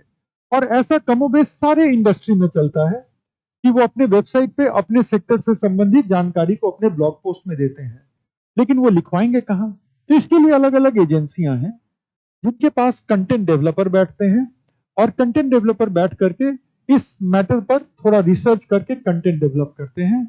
आज की डेट में सब कुछ एआई के टेक्स्ट जनरेटर से होता है, और ये जो कंटेंट डेवलपमेंट की जो कंपनियां थी, वो तेजी से, जो छोटी कंपनियां थी वो तेजी से बंद हो गई हैं पिछले 1 साल में। कई लोग जिनको मैं भी जानता हूं जो कंटेंट के फील्ड में काम करते थे, आज के डेट में वो लोग जॉब ढूंढ रहे हैं। और बहुत ज्यादा इसमें हैरत नहीं होनी चाहिए कि आने वाले वक्त में बहुत सारे प्रोफेशन इससे अफेक्ट होंगे। तीसरा, रोबोटिक्स। इंडस्ट्रियल वर्क में जो एम्प्लॉयमेंट है वो रोबोटिक्स की वजह से कम होगा। और चौथा, ये ऑटोमेशन, क्योंकि ये ऑटोमेशन कहीं ना कहीं यहाँ पे मैन पावर को रिप्लेस करने के लिए ऑटोमेशन हो रहा है। तो ऑटोमेशन, रोबोटिक्स, आर्टिफिशियल इंटेलिजेंस और quantum computing, these are some of the job killers. आज की डेट में वेस्ट, जिसके पास ऐसे भी बहुत लोग नहीं है, ठीक है, वेस्ट में जहाँ पे जनसंख्या का दबाव कम है, तो वो लोग तरह तरह की कलाकारी वाली बातें हमें समझाने की कोशिश कर रहे हैं। कलाकारी वाली बातें कि उसके बाद जो है ह्यूमन बीइंग वो काम करेंगे जो वो सर्वश्रेष्ठ कर सकते हैं, जैसे कि कलात्मक रचनाओं का निर्माण, जैसे कि चीजों को विजुअलाइज करना, जैसे कि नई नई चीजों की कल्पना करना। लेकिन क्या 1.4 बिलियन देशों लोगों के देश में ये कल्पना करना, नई नई चीजों को विजुअलाइज करना, इससे जो है सो 1.4 बिलियन लोगों का काम चल पाएगा क्या? ये वेस्टर्न कंट्रीज हमें समझाने की कोशिश कर रही है, लेकिन हर कंट्री की, हर हर सोसाइटी की अपनी एक रियलिटी होती है। तो उससे इंडिया को रूबरू होना पड़ेगा, और कैसे हम जॉब्स को सिक्योर रख सकें। और आने वाले वक्त में देखो, एक चीज और है कि टेक्नोलॉजी की वजह से जॉब और बिजनेसेस प्रभावित होते हैं। अगर मैं आपको एग्जांपल दूं, तो जब मैं दिल्ली पढ़ने आया था, तो हर गली नुक्कड़ में 1 से 2 टेलीफोन बूथ होते थे, एसटीडी बूथ कहलाता था। आज की डेट में ढूंढते रह जाओगे, नहीं मिलेगा। क्यों नहीं मिलेगा? क्योंकि हर आदमी के हाथ में एसटीडी इनेबल्ड मोबाइल फोन है, राइट? दूसरा जो एक बिजनेस फिर शुरू हुआ 2000 के दशक की शुरुआत में, वो था साइबर कैफे। और लगभग जितने टेलीफोन बूथ थे, उससे थोड़े ही कम साइबर कैफे होते थे। आज की डेट में पूरी मुखर्जी नगर में अगर ढूंढोगे, तो 10 साइबर कैफे ढूंढने में भी मुश्किल होगी। क्यों? हम सब लोगों के हाथ में डेटा इनेबल्ड मोबाइल है। अब साइबर कैफे क्यों ही जाएंगे? अब वही, जब कुछ अपलोड करना हो, अगर आपके पास अपना कंप्यूटर नहीं है, कोई फॉर्म फिलअप करना है, कुछ अपलोड करना है, तो आप साइबर कैफे जाएंगे। अदरवाइज बाकी की ब्राउजिंग के लिए कौन ही जाता है साइबर कैफे, है ना? तो ये सारी चीजें टेक्नोलॉजी के साथ साथ ये बिजनेसेस का लैंडस्केप बदला है। तो इन बिजनेसेस में जो लोगों को रोजगार मिलता था, उनके रोजगार गए हैं। लेकिन समय समय पे लोगों के स्किल को बिल्ड करना पड़ेगा। एक जमाना था जब हर चीज मैनुअली बनती थी, है ना? और तब फैक्ट्री के चीजों को लेकर के हमारे अंदर उतना ही डर था। आज जैसे कि हमें ऑटोमेशन और एआई को लेकर डर है, कि लोगों को लगता था कि जब फैक्ट्री उत्पादित कपड़े आएंगे, फैक्ट्री उत्पादित चीजें आएंगी, तो गांव के लोग जिन चीजों में रोजगार पाते हैं, कैसे होगा, है ना? लेकिन धीरे धीरे देश एडजस्ट करता है। लेकिन चीजें अब इतनी तेजी से बदल रही हैं कि हमें अपने पॉपुलेशन को उस तरह से री स्किल करने का जो चैलेंज है, वो पहले की तुलना में कई गुना बढ़ गया है। नॉर्मल फैक्ट्री लगाने की प्रक्रिया स्लो होती थी। एआई का डेवलपमेंट, रोबोटिक्स का डेवलपमेंट, वो बहुत फास्ट है। तो उस उतनी तेजी से आप लोगों को रीस्किल कर पाएंगे कि नहीं, वो एक मुश्किल सवाल होगा। ठीक है, अब हम लोग चूंकि समय की भी एक सीमा है, तो अब हम लोग थोड़ा प्रश्नों को रोकते हैं। हाँ,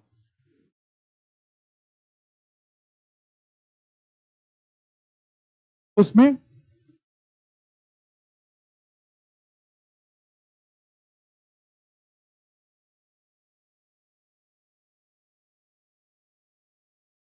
नहीं, वो जो है वो डेटा प्राइवेसी का मामला है। वो तो पिछले 2 साल से चल रहा विवाद है, तो उसको लेकर के अब हम लोग बहुत क्लियर हो गए हैं कि बैठ जाओ, कि इंडियन कंज्यूमर्स का जो सेंसिटिव डेटा है, वो इंडिया के डेटा सेंटर में रहेगा। अगर आप इंडिया में बिजनेस करना चाहते हैं, अगर आपको ये नहीं एक्सेप्टेबल है, तो आप बेशक इंडिया में बिजनेस करना बंद कर सकते हैं।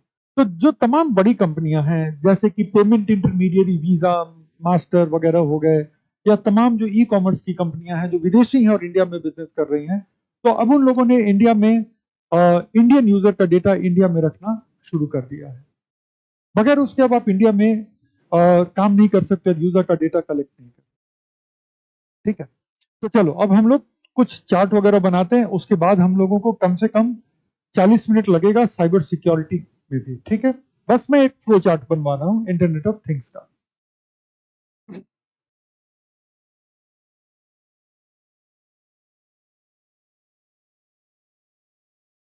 6 रिक्वायरमेंट्स होती हैं इंटरनेट ऑफ थिंग्स की।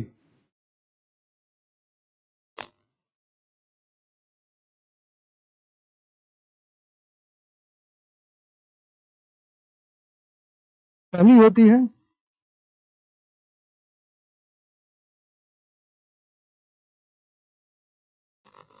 एक क्लाउड सर्विस,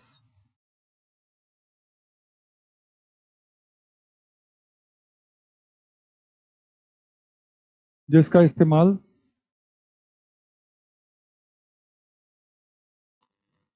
एक सेंट्रल हब की तरह हो सकता है।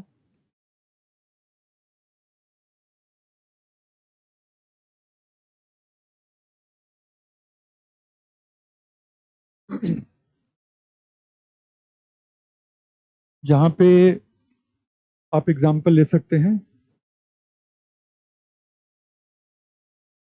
गूगल होम, अलेक्सा,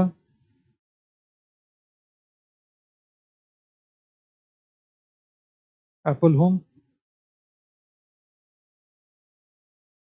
अदर्स, जैसे कि सैमसंग का आईओटी है, एक जापानीज कंपनी है जिसका नाम है पैनासोनिक।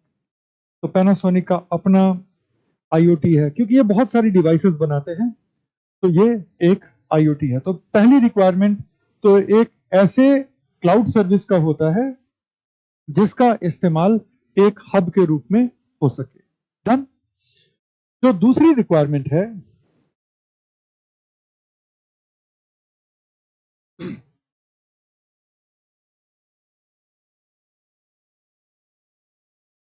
माइक्रो प्रोसेसर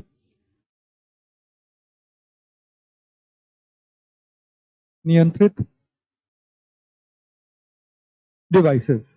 वो डिवाइस कुछ भी हो सकता है। वो डिवाइस घर की लाइट हो सकती है, घर का एसी हो सकता है, घर का टीवी हो सकता है, घर का फ्रिज हो सकता है, आपका कार हो सकता है, वगैरह वगैरह। तो दूसरा, माइक्रो प्रोसेसर नियंत्रित devices.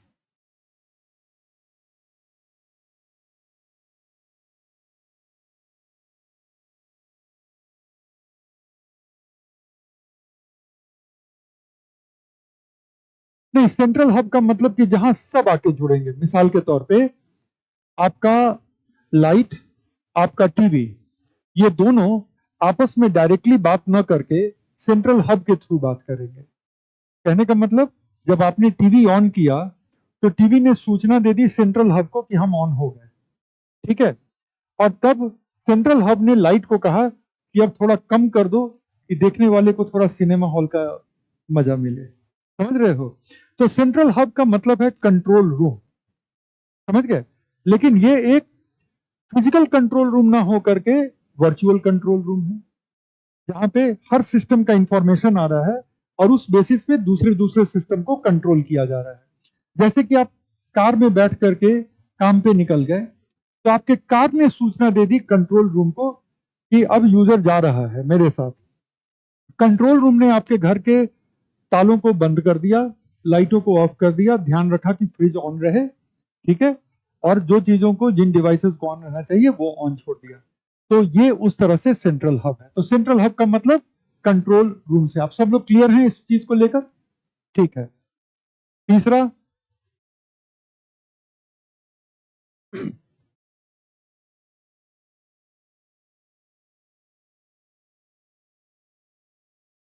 Wireless communication system.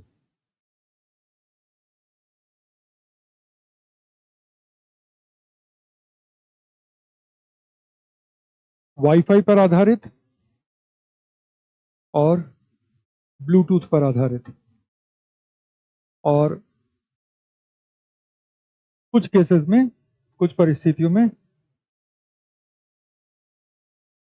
Near field communication,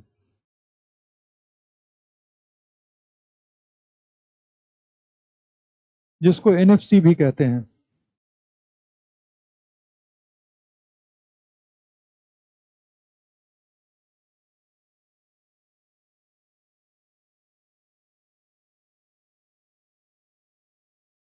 और एक और चीज जो है कि नॉर्मली एक से अधिक प्रकार के होंगे किसी भी डिवाइसेस में।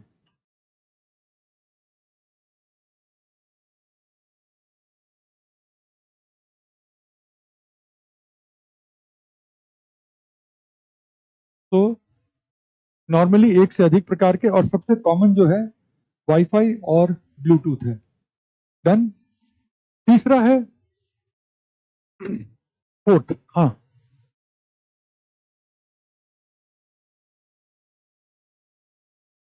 स्वचालन मतलब कि ऑटोमेशन के लिए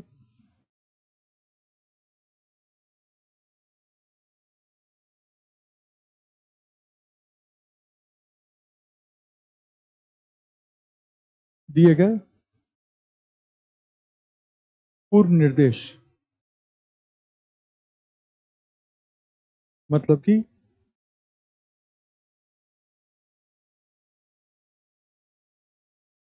प्रायर कमांड। पहले से जो ऑटोमेशन का कमांड आपको देना है, वो आपको एक बार तो बताना पड़ेगा ना कि जब हम घर से निकल जाए तो ताला बंद कर देना। उसको क्या पता, राइट। तो एक स्वचालन के लिए दिए गए पूर्व निर्देश, ये हमारा अगला रहेगा। तो इसको हम कहते हैं इफ दिस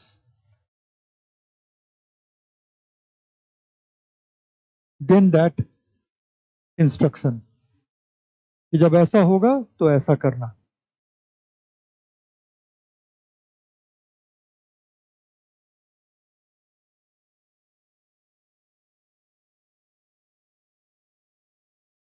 क्लियर?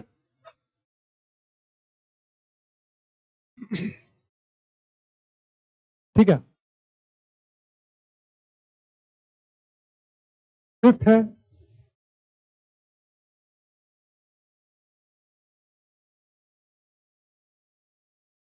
कई प्रकार के सेंसर,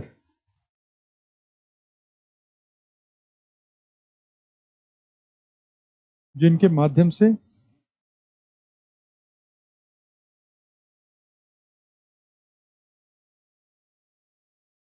स्वतः निर्देश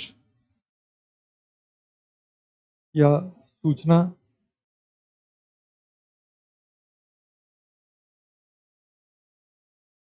प्राप्त की जाती है।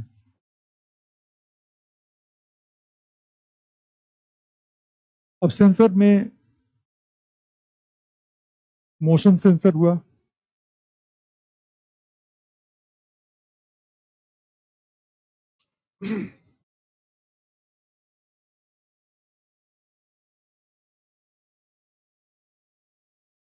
कंप्यूटर विजन हुआ,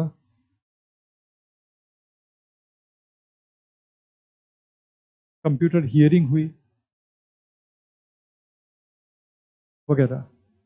और इन सब के अलावा लास्ट में जो छठी जरूरत है वो है यूजर इंटरफेस का।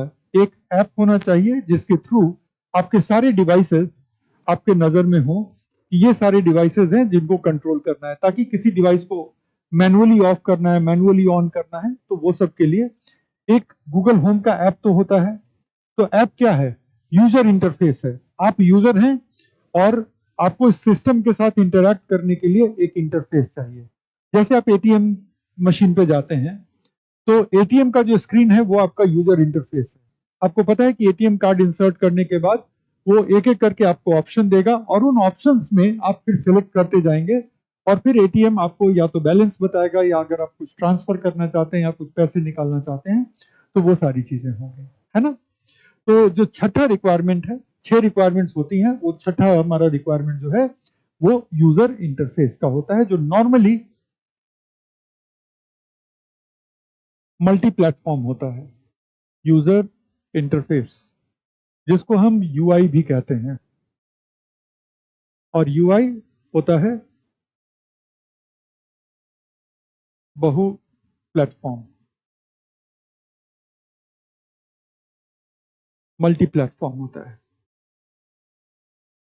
मल्टी प्लेटफॉर्म से हमारा मतलब है कि ये जो है मोबाइल पे भी हो सकता है, कंप्यूटर पे भी हो सकता है, ऑनलाइन भी लॉग इन करके कर सकते हैं, ताकि जरूरी नहीं कि हर वक्त आपके पास मोबाइल ही रहे। अगर मोबाइल किसी कारण से नहीं है तो आप ऑनलाइन भी जा करके लॉग इन करके आप अपने डिवाइसेस को कंट्रोल कर सकें, वो सुविधा आपको दी जानी चाहिए। लेकिन सामान्यतः जितने इंटरनेट ऑफ थिंग्स हैं, चाहे वो घरेलू इस्तेमाल के हों या इंडस्ट्रियल इस्तेमाल के हों, तमाम इंटरनेट ऑफ थिंग्स में कहीं ना कहीं एक कह लो कि मोबाइल ऐप तो जरूर से होता है, उसके बाद दूसरे यूआई हो सकते हैं। तो ये जो है इसका एक टेक्नोलॉजिकल फीचर है और इसमें चीजें बहुत सिंपल, एक जो डायग्राम बन सकता है वो ये है, ये एक क्लाउड बनाया मैंने, ठीक है, ये है हमारा क्लाउड प्लेटफॉर्म। लेकिन सच्चाई में ये क्लाउड प्लेटफॉर्म बेसिकली कुछ और नहीं, एक रिमोट सर्वर पर आधारित सिस्टम है। क्लाउड से ये कोई ज्योग्राफी वाला क्लाउड मत समझना, ठीक है। और ये क्लाउड प्लेटफॉर्म जो है वो इंटरैक्ट करता है इंटरनेट के जरिए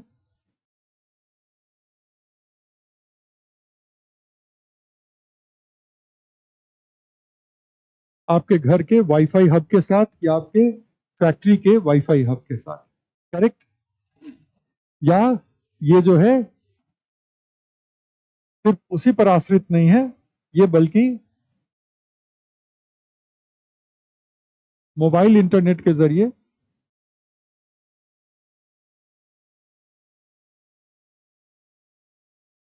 मूविंग डिवाइसेस से भी कनेक्ट हो सकता है। अब मान लो कि आप कार लेकर के कहीं दूर गए हुए हो, तो वो कार आपके घर के वाईफाई से कैसे कनेक्ट रहेगी? नहीं रहेगी ना। तो वो तो मोबाइल इंटरनेट से, क्लाउड से संपर्क में रहेगा, क्योंकि कार को अपनी पोजीशन बतानी है, जिसके बेसिस पे ये क्लाउड प्लेटफॉर्म आपके वाईफाई हब के थ्रू आपके एसी को बताएगा कि देखो अब घर से 15 मिनट की दूरी पे रह गए हैं, अब एसी चालू कर दो, नहीं तो आके गुस्सा करेंगे, है ना। तो जो स्टैटिक डिवाइसेस है वो वाईफाई हब से, जो मूविंग डिवाइसेस है वो मोबाइल इंटरनेट से, है ना। और इससे फिर दो तरफा संवाद में आपके कई तरह के डिवाइसेस हो सकते हैं।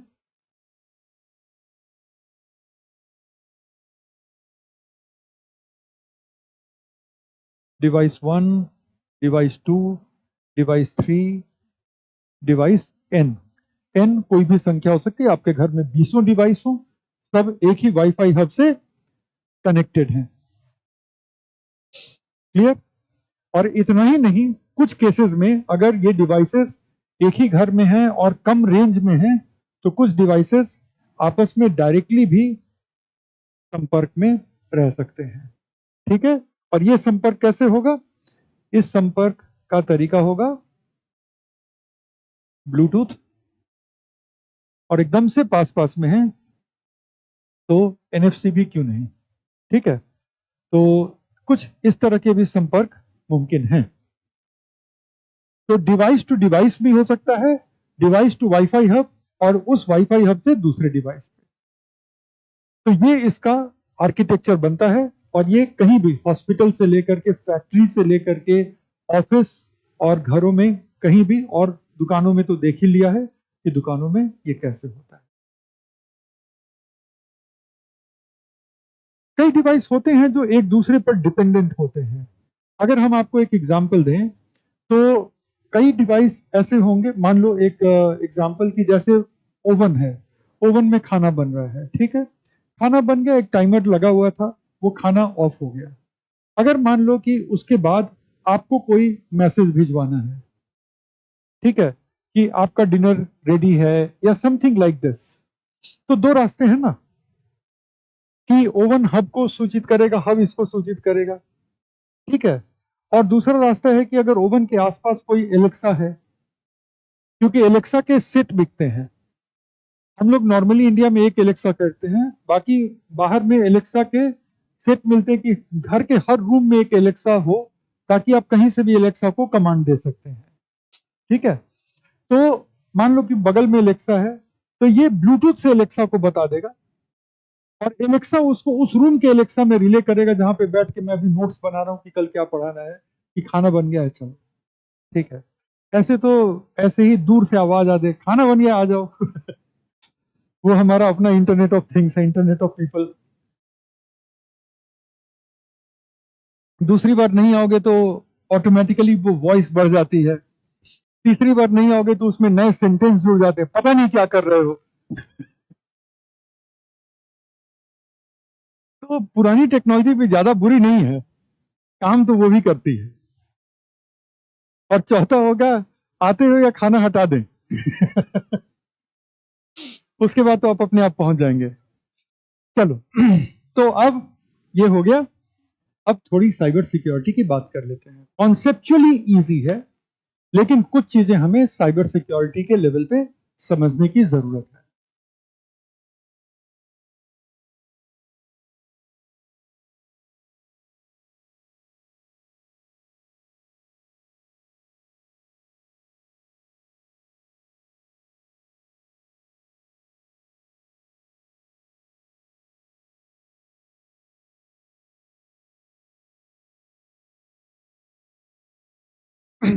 यहाँ पे लिखने की थोड़ी कम जरूरत रहेगी, लेकिन जो जो हम बोर्ड पे लिखेंगे आप लिख सकते हैं मेरे साथ। तो सबसे पहले साइबर से हम मतलब निकालते हैं कि साइबर का यहाँ पे क्या मतलब है। साइबर से जब हम यहाँ पे मतलब निकालते हैं तो उसके पहले ये समझ लें कि साइबर का एक रियल मतलब क्या है। साइबर का रियल मतलब है इंटरनेट से कनेक्टेड दुनिया को हम साइबर वर्ल्ड कहते हैं। अगर वो इंटरनेट से कनेक्टेड दुनिया है तो उसको हम साइबर वर्ल्ड कहते हैं। लेकिन यहां पे जब हम साइबर सिक्योरिटी की बात करते हैं तो हम साइबर वर्ल्ड से कनेक्टेड डिवाइसेस, उस डिवाइसेस में जो डेटा स्टोर है और उस डिवाइसेस से जो काम लिए जा सकते हैं उनसे वो अपेक्षित काम मिलता रहे, उनकी सुरक्षा से तो है ही साथ ऐसे डिवाइसेस के साथ भी सुरक्षा का मामला जुड़ा हुआ है जो मौजूदा वक्त में इंटरनेट से नहीं जुड़े हुए, लेकिन किसी ऑफलाइन जरिए से उनके अंदर भंडारित सूचना या उनसे जो काम आपको लेना है उस काम की इंटीग्रिटी में अगर कोई छेड़छाड़ हो जाए तो। फॉर एग्जाम्पल, आपका कंप्यूटर है और आपका कंप्यूटर इंटरनेट से आप कभी नहीं कनेक्ट करते, एग्जाम्पल।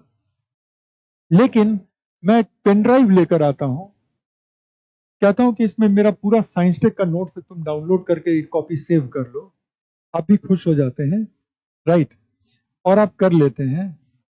अगर मेरे जानते में या गैर इरादतन, मेरे अनजाने में, अगर वो फाइल किसी मेलवेयर से, ठीक है, अगर वो फाइल किसी मेलवेयर से इन्फेक्ट है तो आपका कंप्यूटर इन्फेक्ट हो जाएगा, जबकि आपका कंप्यूटर इंटरनेट से कनेक्टेड नहीं था। Are we clear? तो जब हम साइबर सिक्योरिटी की बात करते हैं तो हम बात करते हैं security, digital security. Cyber security से ये मतलब नहीं है कि मैं मोबाइल पे यूं बात करता हुआ जा रहा हूं, कोई मोबाइल छीन करके भाग गया। आप मत कहिएगा कि सर साइबर सिक्योरिटी में आप नहीं कराए थे। वो साइबर सिक्योरिटी नहीं है, वो नॉर्मल लॉ एंड ऑर्डर है कि आपके की कोई चीज चोरी हो गई, पेन भी चोरी हो सकता था, मोबाइल भी चोरी हो गया, ठीक है। वो साइबर सिक्योरिटी नहीं, we are talking about digital security, ठीक है। तो सबसे पहली तो क्या है कि internet connected devices which can be your computer, आपका आईपैड, आपका फोन वगैरह वगैरह, उनकी डिजिटल सिक्योरिटी। और साथ ही साथ ऐसे कंप्यूटिंग डिवाइसेस जो कि अभी इंटरनेट से कनेक्टेड ना हो, उनकी भी डिजिटल सिक्योरिटी, ठीक है। अब डिजिटल सिक्योरिटी से क्या मतलब है? डिजिटल सिक्योरिटी से मतलब है रक्षा of digital integrity, digital integrity की रक्षा। डिजिटल इंटीग्रिटी क्या होती है? ठीक है, डिजिटल इंटीग्रिटी का मतलब होता है कि उस डिवाइस से जो काम अपेक्षित है वो काम वो डिवाइस आपको करके दे रहा है। मान लो कि आपके कंप्यूटर में मैंने कोई वायरस जानबूझ के या गैर इरादतन भेज दिया और अब आपका कंप्यूटर ऑन नहीं हो रहा। ऑन हो रहा है, पासवर्ड मांग रहा है, पासवर्ड आप दे रहे हैं, वो कह रहा है कि रॉन्ग पासवर्ड, ट्राई अगेन। तो इसका मतलब है कि वो डिवाइस से जो काम अपेक्षित था वो डिवाइस आज वो काम करके नहीं दे रहा। दूसरा, डिवाइस में जो सूचना थी वो सूचना अब नहीं है। ये भी डिजिटल इंटीग्रिटी के साथ कॉम्प्रोमाइज हो गया कि वो जो आपका इंफॉर्मेशन था जो भी था वो उड़ गया। उड़ गया मतलब कि वो डिस्ट्रॉय हो गया, डिजिटली डिस्ट्रॉय हो गया। जिसको इंडिया में हम कहते हैं उड़ जाना, है ना। उड़ती तो कहीं नहीं है, लेकिन उड़ जाना हम जिसको कहते हैं, ठीक है, वो चला गया। तो वो डेटा के साथ वो डेटा डिस्ट्रॉय हो गया। तीसरा, डेटा का करप्ट हो जाना। डेटा का करप्ट हो जाना मतलब कि अब वो फाइल नहीं खुल रही, ठीक है, या फाइल खुल रही है लेकिन फाइल में जितना कुछ मैंने टाइप किया था उसकी जगह पे, पहले तो ये बहुत होता था, उसकी जगह पे ऐसे पेज खोलोगे तो ऐसे गोल गोल, सॉरी ऐसे स्क्वायर स्क्वायर लिखा हुआ आता था, ठीक है ना, पूरा पेज भरा रहता था, राइट। तो अक्सर ये देख के एकदम से रोना आ जाता था कि इससे आसान तो जो है हम इंडस वैली की स्क्रिप्ट ही पढ़ लेते, ये तो बिल्कुल ना हो, है ना। तो कहने का मतलब है कि वो डेटा का करप्ट हो जाना। चौथा ये कि डेटा है, करप्ट भी नहीं हुआ, डेटा में कोई चेंज भी नहीं है, आप एकदम खुश हो गए, लेकिन उस सारे डेटा की एक कॉपी एक ऐसे व्यक्ति के पास पहुंच गई जो कि पहुंचना अपेक्षित नहीं था। मतलब आपके नेट बैंकिंग का पासवर्ड, नेट बैंकिंग का यूजर आईडी, यूआरएल, सब कुछ एक ऐसे व्यक्ति के पास, आपके पास भी उसकी एक कॉपी है, ठीक है, आपके पास भी एक कॉपी है। मान लो कि यूजर आईडी आपने बनाया हुआ है अमित 2023, आपका पासवर्ड है I will become IAS officer in 2024, ठीक है, बड़ा और अच्छा पासवर्ड है, शानदार पासवर्ड है, ठीक है, बीच में एक आध फुल स्टॉप वगैरह डैश वैश लगा दो, ये सब कुछ है, आपके पास भी है, आपका डेटा एकदम अच्छा है, लेकिन उसकी एक कॉपी मेरे पास भी पहुंच गई, और उस बैंक के साथ कि जिस बैंक के वेबसाइट पे जाके ये काम करेगा, तो ये भी ब्रीच ऑफ इंटीग्रिटी हो गई। तो डिजिटल सिस्टम के इंटीग्रिटी को बचाए रखने के लिए किए गए वो तमाम उपाय साइबर सिक्योरिटी कहलाते हैं, अंडरस्टूड। और इसमें कोई भी जो इस इंटीग्रिटी को थ्रेट करता है, जो इस इंटीग्रिटी के लिए खतरा बनता है, वो साइबर थ्रेट है। डन। ये अब क्लैरिटी के साथ आप समझ गए, और इसको कहीं भी आप लिखेंगे तो वो किताब में दी गई जानकारी से कई गुना बेहतर जानकारी होगी, क्योंकि किताबों में इस तरह से नहीं दिया हुआ है। तो थोड़ा सा आप लोग भी लिख लें इस संदर्भ में, और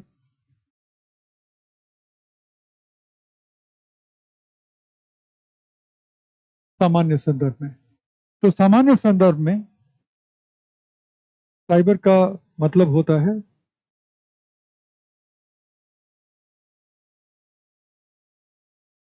इंटरनेट से जुड़े डिवाइसेस,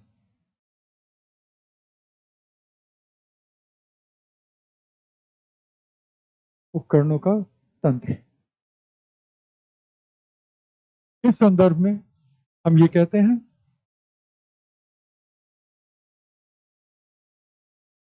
इंटरनेट से जुड़े डिवाइसेस का तंत्र प्लस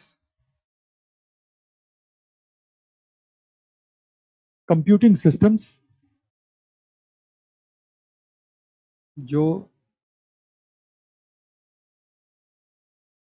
वर्तमान में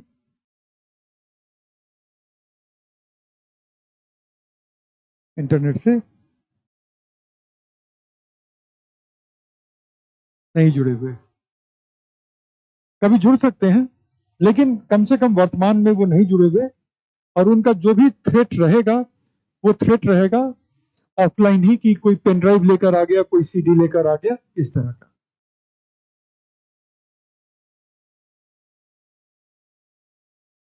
तो अब हम आते हैं साइबर सिक्योरिटी पे।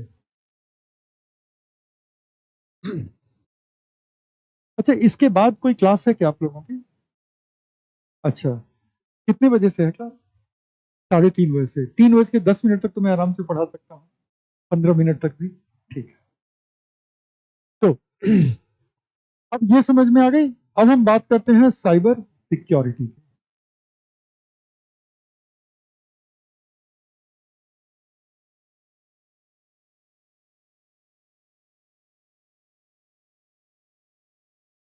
Cyber security.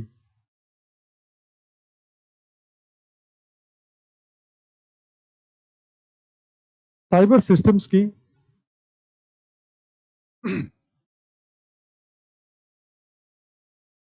Digital integrity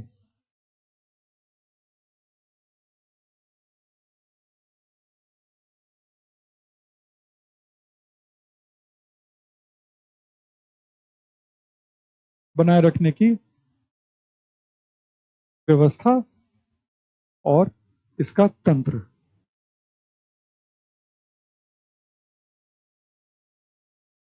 digital integrity को अगले वाले स्लाइड में डिफाइन करते हैं।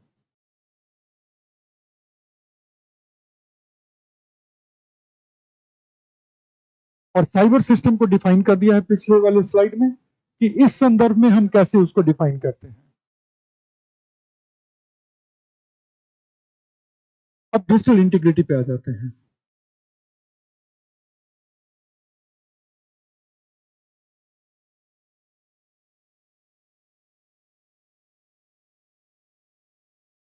डिजिटल इंटीग्रिटी सबसे पहले कि डिवाइस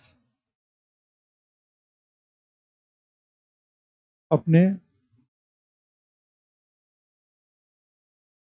अपेक्षित कार्यों को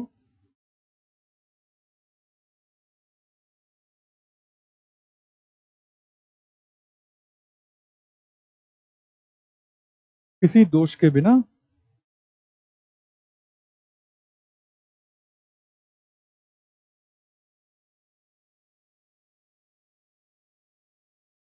कर पाता है। दूसरा,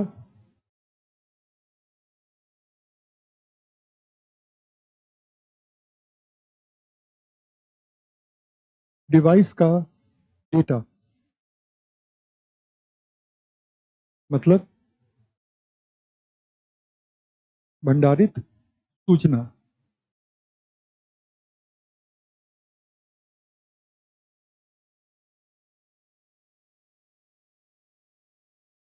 उपलब्ध है, मतलब कि वो अगर आप ओपन करें तो वो ओपन होती है, वो डिस्ट्रॉय नहीं हुई है, करप्ट नहीं हुई है वगैरह। ठीक है, उपलब्ध है का मतलब हो गया कि नष्ट नहीं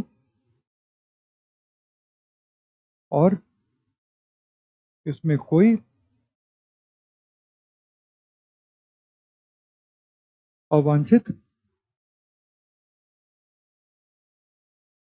परिवर्तन नहीं। ठीक है, हालांकि ऐसे करप्ट की हिंदी लिखो तो बड़ा राइमिंग हो जाता है, नष्ट नहीं और भ्रष्ट नहीं, लेकिन वो यहाँ पे ठीक से अप्लाई नहीं होता, तो इसलिए नष्ट नहीं और इसमें कोई भी अवांछित परिवर्तन भी नहीं हुआ है। तो सबसे पहली बात तो ये हो गई। दूसरी बात क्या है कि किसी भी अनधिकृत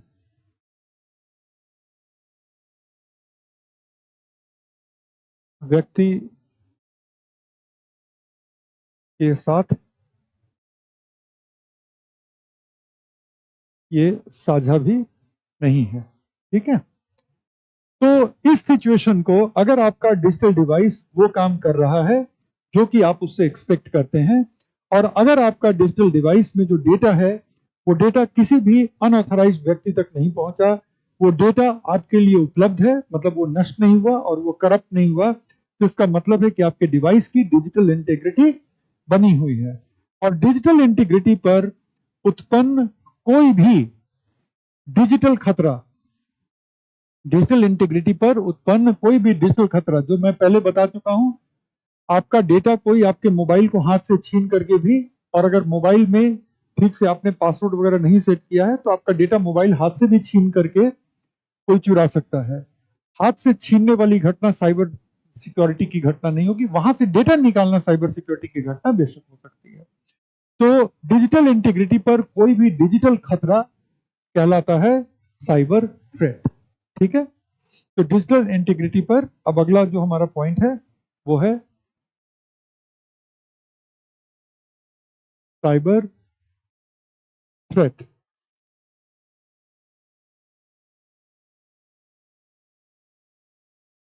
साइबर खतरा।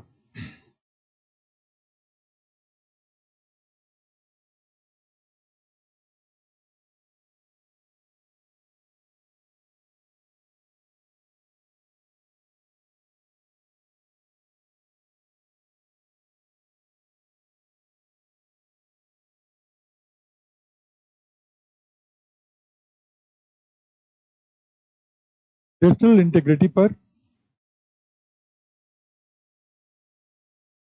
कोई भी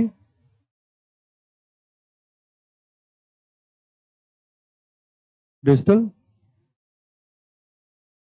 खतरा कहलाएगा साइबर थ्रेट। और अगर हम साइबर थ्रेट की बात करें तो साइबर थ्रेट का जो सबसे इंपॉर्टेंट सोर्स है वो है इंटरनेट। क्यों? क्योंकि इंटरनेट एक बहुत क्विक एंड एफिशिएंट डिस्ट्रीब्यूशन का सिस्टम देता है। अगर कोई वायरस पेन ड्राइव से सर्कुलेट होता हो तब, और वो वायरस अगर ईमेल के जरिए और वेबसाइट के जरिए अगर सर्कुलेट होता हो तब, दोनों में बताओ कि किसका डिस्ट्रीब्यूशन ज्यादा तेज होगा? पक्के तौर पे जो वेबसाइट के जरिए और ईमेल के जरिए हो रहा है, क्योंकि वहां पे बहुत क्विकली, या व्हाट्सएप के जरिए हो रहा है। मान लो कि व्हाट्सएप पे कोई वीडियो है, वीडियो में एक छोटा सा मैलिशियस कोड है, वीडियो को प्ले करते ही वो आपके डिवाइस में इंस्टॉल हो जाता है। होता है, ऐसा नहीं है, ठीक है। वीडियो आपके डिवाइस में इंस्टॉल हो जाता हो, वीडियो के बाद मैलिशियस कोड, तो ये ज्यादा तेजी से फैलेगा या किसी केबल के माध्यम से आपके मोबाइल फोन में सॉफ्टवेयर इंस्टॉल करने, दोनों में ज्यादा तेजी से कौन फैलेगा? वीडियो वाला, क्योंकि उसका सर्कुलेशन, उसका डिस्ट्रीब्यूशन आसान है।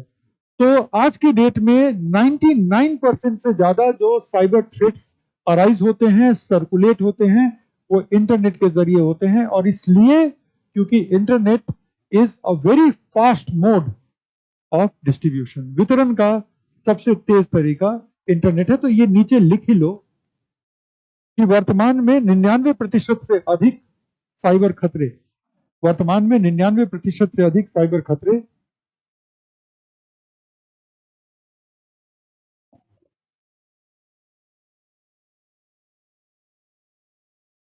इंटरनेट के माध्यम से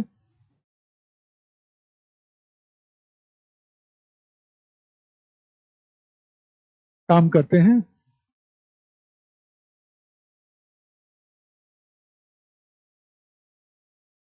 फुल स्टॉप दे दीजिएगा। इसका सबसे बड़ा कारण, इसका सबसे बड़ा कारण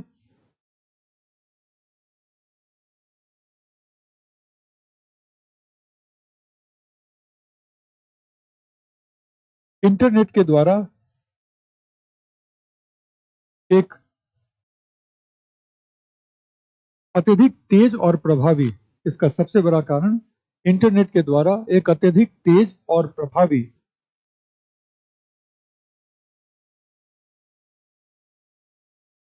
वितरण की सुविधा उपलब्ध कराना है। प्रभावी वितरण की सुविधा उपलब्ध कराना है।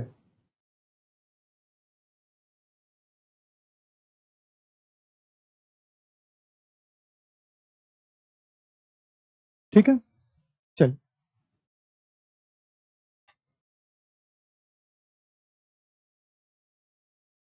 टाइप्स, इसके प्रकार।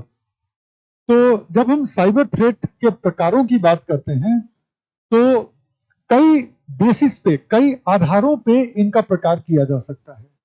सबसे पहले जो प्रकारों की अगर हम बात करें तो पहला जो होता है वो होता है टारगेटेड,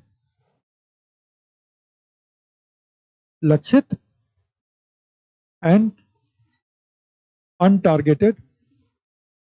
का मतलब होता है जनरल,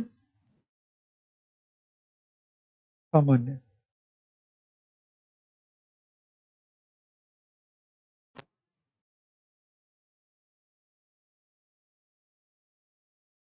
इसका एग्जाम्पल है सामान्य कंप्यूटर वायरस। अच्छा, कंप्यूटर वायरस को कभी भी हिंदी में कंप्यूटर विषाणु मत लिखिएगा। विषाणु जो है वो सिर्फ बायोलॉजिकल संदर्भ में यूज हो सकता है। कंप्यूटर वायरस की हिंदी कंप्यूटर वायरस ही रहेगा, ठीक है। और लक्षित में एक है स्टक्सनेट। ये एग्जाम्पल हम दिए, एक एक क्विकली समझा देते हैं क्या है। लक्षित में क्या होता है कि एक खास टारगेट है, जिस टारगेट को अटैक करना आप चाहते हैं। तो स्टक्सनेट एक तरह का ये था, वर्म था, जो कि ईरान के न्यूक्लियर पावर प्रोग्राम को पूरी तरह से ठप कर दिया। अमेरिका ने कभी इसकी जिम्मेदारी नहीं ली, क्योंकि अमेरिका ने डायरेक्टली ये नहीं किया था, इजराइल के जरिए कराया था। तो ये एक कंप्यूटर वर्म था जो ईरान के न्यूक्लियर पावर प्लांट्स में उनके कंट्रोल सिस्टम में ये चला गया और उसके डेटा को शेयर करके धीरे धीरे करप्ट करता रहा। जब तक ईरान को पता चला तब तक बहुत सारा डेटा करप्ट हो गया था, पॉइंट नंबर 1। और दूसरी बात ये कि ईरान ने कभी भी इन्वेस्ट नहीं किया था अपनी साइबर कैपेबिलिटीज को डेवलप करने में। ईरान, जब से अमेरिका से ईरान की थोड़ी दुश्मनी हुई, वो एक अलग स्टोरी है, तो वहां जाने की जरूरत नहीं है, लेकिन जब से ईरान और अमेरिका की थोड़ी दुश्मनी हुई, उसके बाद ईरान के जितने टेक्नोलॉजिकल डेवलपमेंट थे वो सब के सब मोर और लेस रूस के आशीर्वाद से होते रहे। रूस ने न्यूक्लियर पावर प्रोग्राम, जो कि अमेरिका ने एस्टेब्लिश करवाया था, रूस ने ईरान के न्यूक्लियर पावर प्रोग्राम को डेवलप करने में बहुत हेल्प की और चुपके चुपके यूरेनियम की एनरिचमेंट की भी क्षमता दी। याद रखिएगा कि 2 से 5% यूरेनियम अगर एनरिच कर लें तो वो आपके न्यूक्लियर पावर प्लांट को चलाने के लिए काफी होता है। लेकिन जब आप 20% से ज्यादा एनरिच यूरेनियम की बात करेंगे तो वो पक्के तौर पे न्यूक्लियर वेपन, न्यूक्लियर अस्त्र बनाने के काम आता है। तो ईरान अपने nuclear power program, nuclear power plant के रिएक्टर का इस्तेमाल अब यूरेनियम के हाई ग्रेड एनरिचमेंट के लिए इस्तेमाल करने लग गया। जाहिर है अमेरिका को अब ये खतरा लग रहा था, विशेषकर अमेरिका को उन देशों के लिए खतरा लग रहा था जिनके साथ अमेरिका के संबंध अच्छे हैं और वो ईरान के आसपास ही वो कंट्री हैं। खास तौर पे अमेरिका को चिंता थी 3 की, और 3 में भी 2 की जिनके साथ ईरान की कुछ खास बनती नहीं थी, ना कुछ खास बनती है, सऊदी अरब और इजराइल। ठीक है, तो अमेरिका को यह चिंता थी कि ईरान के न्यूक्लियर पावर प्लांट को, पूरे पावर प्रोग्राम को कैसे शट डाउन किया जाए। एक तो औपचारिक डिप्लोमेटिक लेवल पे इंटरनेशनल एटॉमिक एनर्जी एजेंसी के द्वारा तरह तरह के प्रतिबंध ईरान पर लगाए गए, तो वो तो चलो औपचारिक है, लेकिन उसके अलावा जो अमेरिका ने किया वो मतलब बिल्कुल बेकार वाली बातें हुई, बिल्कुल बेकार वाली बातें हुई, जो अमेरिका क्या दुनिया के किसी भी कंट्री को शोभा नहीं देता।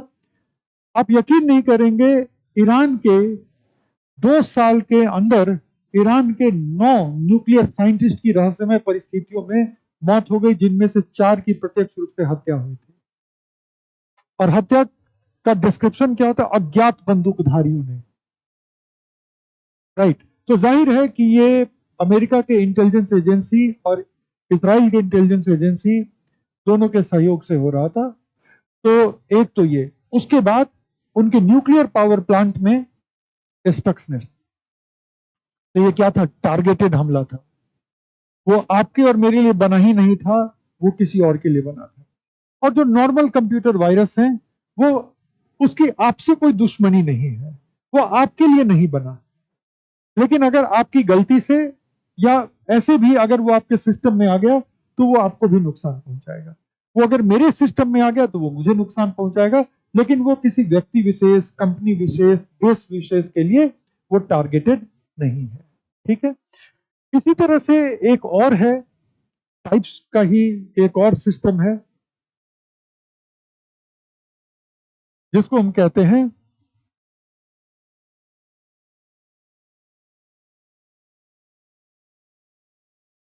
इंटेंशनल और अनइंटेंशनल। ठीक है, सो इंटेंशनल का मतलब हुआ कि ये आपने सोच समझ करके किसी पर साइबर अटैक किया है। तो सोच समझकर किया गया साइबर अटैक को हम कहते हैं इंटेंशनल। राइट, वहां पे मुझे पता है कि ये सॉफ्टवेयर या ये लिंक अगर हम इनको भेजें व्हाट्सएप के जरिए, मैसेज के जरिए, ठीक है, या ईमेल के जरिए आप लिंक पर क्लिक करेंगे और इस तरह से आपके कंप्यूटर में, आपके मोबाइल में हम एक मैलवेयर को इंस्टॉल कर पाएंगे, राइट। तो ये सोच समझ के हुआ, मुझे पता है कि जो करेगा उससे फिर मुझे ये फायदा होगा। दूसरा क्या है कि किसी ने, जैसा मैंने बताया कि एक छोटा सा वीडियो व्हाट्सएप पर उसने देखा, उसको बड़ा इंटरेस्टिंग लगा, राइट, और उसके बाद जो है उसने वो मुझे फॉरवर्ड कर दिया, जबकि उस वीडियो में मैलवेयर है। वो वीडियो भी सच्चा वीडियो नहीं है, पूरी तरह से वो कंप्यूटर से जनरेटेड है। और ऐसे बड़े सारे वीडियो व्हाट्सएप पे सर्कुलेट होते रहते हैं, ठीक है, कि कैसे बंदर ने शेर को चकमा दिया, बंदर और शेर की लड़ाई होती है, बंदर भाग रहा होता है, फिर शेर की पीठ पे बैठ जाता है। तो ये सब बहुत पहले से, डीप फेक तो नई बात है, लेकिन इस तरह की चीजें तो वर्षों से बन रही हैं, तो वो कोई बहुत बड़ी बात नहीं है, ठीक है। लेकिन इस सब में मैलवेयर होता है, आप क्लिक करते हैं, आपके खासतौर पे एंड्रॉइड के सिस्टम बड़े वल्नरेबल होते हैं इस मामले में, तो वो आपके सिस्टम में इंस्टॉल हो गया। आपको लगा कि ये बड़ा इंटरेस्टिंग है, अभिषेक जी बहुत तनाव में रहते हैं, उनको भेज देते हैं, तनाव उनका कम हो जाएगा। कम क्या हुआ, तनाव बढ़ गया, मैलवेयर इंस्टॉल करवा दिया आपने। लेकिन क्या जानबूझ करके आपने भेजा? नहीं भेजा। टेक्निकली आप मेरे लिए साइबर थ्रेट के स्रोत बन गए, टेक्निकली तो आप ही से मिला मुझे, ठीक है, शुभकामनाओं सहित। तो टेक्निकली आप उसके स्रोत बन गए, लेकिन आपने गैर इरादतन भेजा था, आपको नहीं पता, ठीक है। तो ये दूसरा हो गया। तीसरा जो है, उसमें हम साइबर थ्रेट के टेक्निकल टाइप्स की फिर समीक्षा करते हैं। तो अनइंटेंशनल का मतलब है अज्ञानवश किया गया, भेजा गया साइबर थ्रेट, ठीक है, और ये सोच समझ करके, जानबूझ करके भेजा गया या शेयर किया गया साइबर थ्रेट। जो तीसरा है वो समझना जरूरी है, जहां पे थोड़ी टेक्नोलॉजी आती है। ये भी टाइप्स ही है, लेकिन अब यहां पर टाइप्स हम यहां पे लिखेंगे।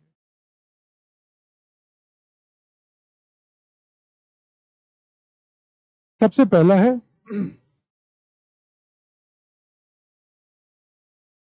मैलवेयर का कॉन्सेप्ट समझो। मैल का मतलब होता है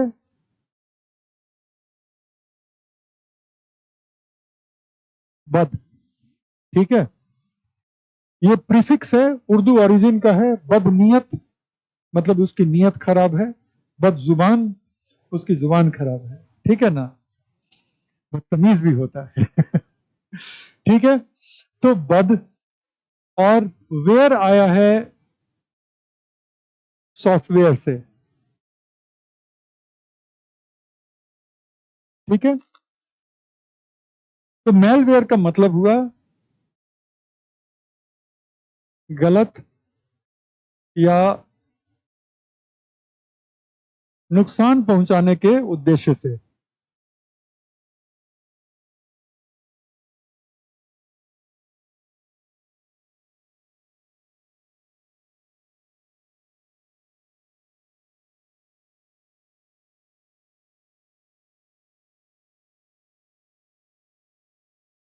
उद्देश्य से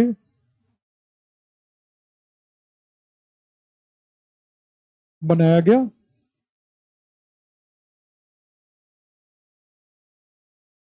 सॉफ्टवेयर, ठीक है। तो इसको हम कहते हैं मैलवेयर, ठीक है। मैलवेयर के बड़े सारे टाइप्स होते हैं। सबसे पहला है computer virus, right. Computer virus एक ऐसा सॉफ्टवेयर है जो आपके नॉलेज के बगैर कंप्यूटर में इंस्टॉल हो सकता है, और कंप्यूटर में इंस्टॉल करने के बाद डिजिटल इंटीग्रिटी को प्रभावित कर देगा। फॉर एग्जाम्पल, वो मुमकिन है कि कंप्यूटर आपका ओपन ही ना हो, वो ओपन हो एक पॉइंट तक, उसके बाद आगे ओपन ना हो सकता है कि उसके अंदर के डेटा को वो करप्ट कर दे, वो डेटा ना खुले, वगैरह वगैरह। तो वायरस एक ऐसे सॉफ्टवेयर को कहते हैं।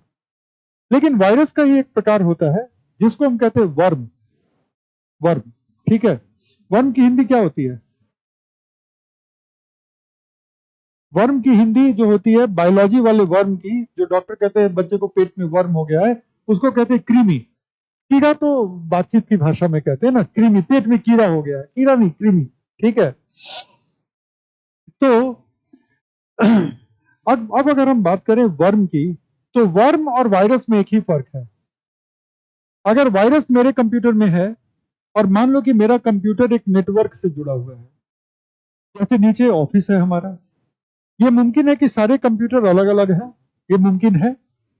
ये भी मुमकिन है कि सारे कंप्यूटर एक ही नेटवर्क से जुड़े हुए हैं, ये भी मुमकिन है कि सारे कंप्यूटर एक नेटवर्क से जुड़े हुए हैं, कि किसी भी कंप्यूटर से प्रिंट कमांड देने से प्रिंट आउट निकलने लग जाए। एक कंप्यूटर से दूसरे कंप्यूटर में कोई फाइल शेयर करनी है, आराम से शेयर कर दो, नेटवर्क के ऊपर कर दो, ईमेल वगैरह की जरूरत नहीं पड़ेगी। तो वर्म एक ऐसा वायरस है जो नेटवर्क के एक कंप्यूटर से दूसरे कंप्यूटर में फैल जाता है।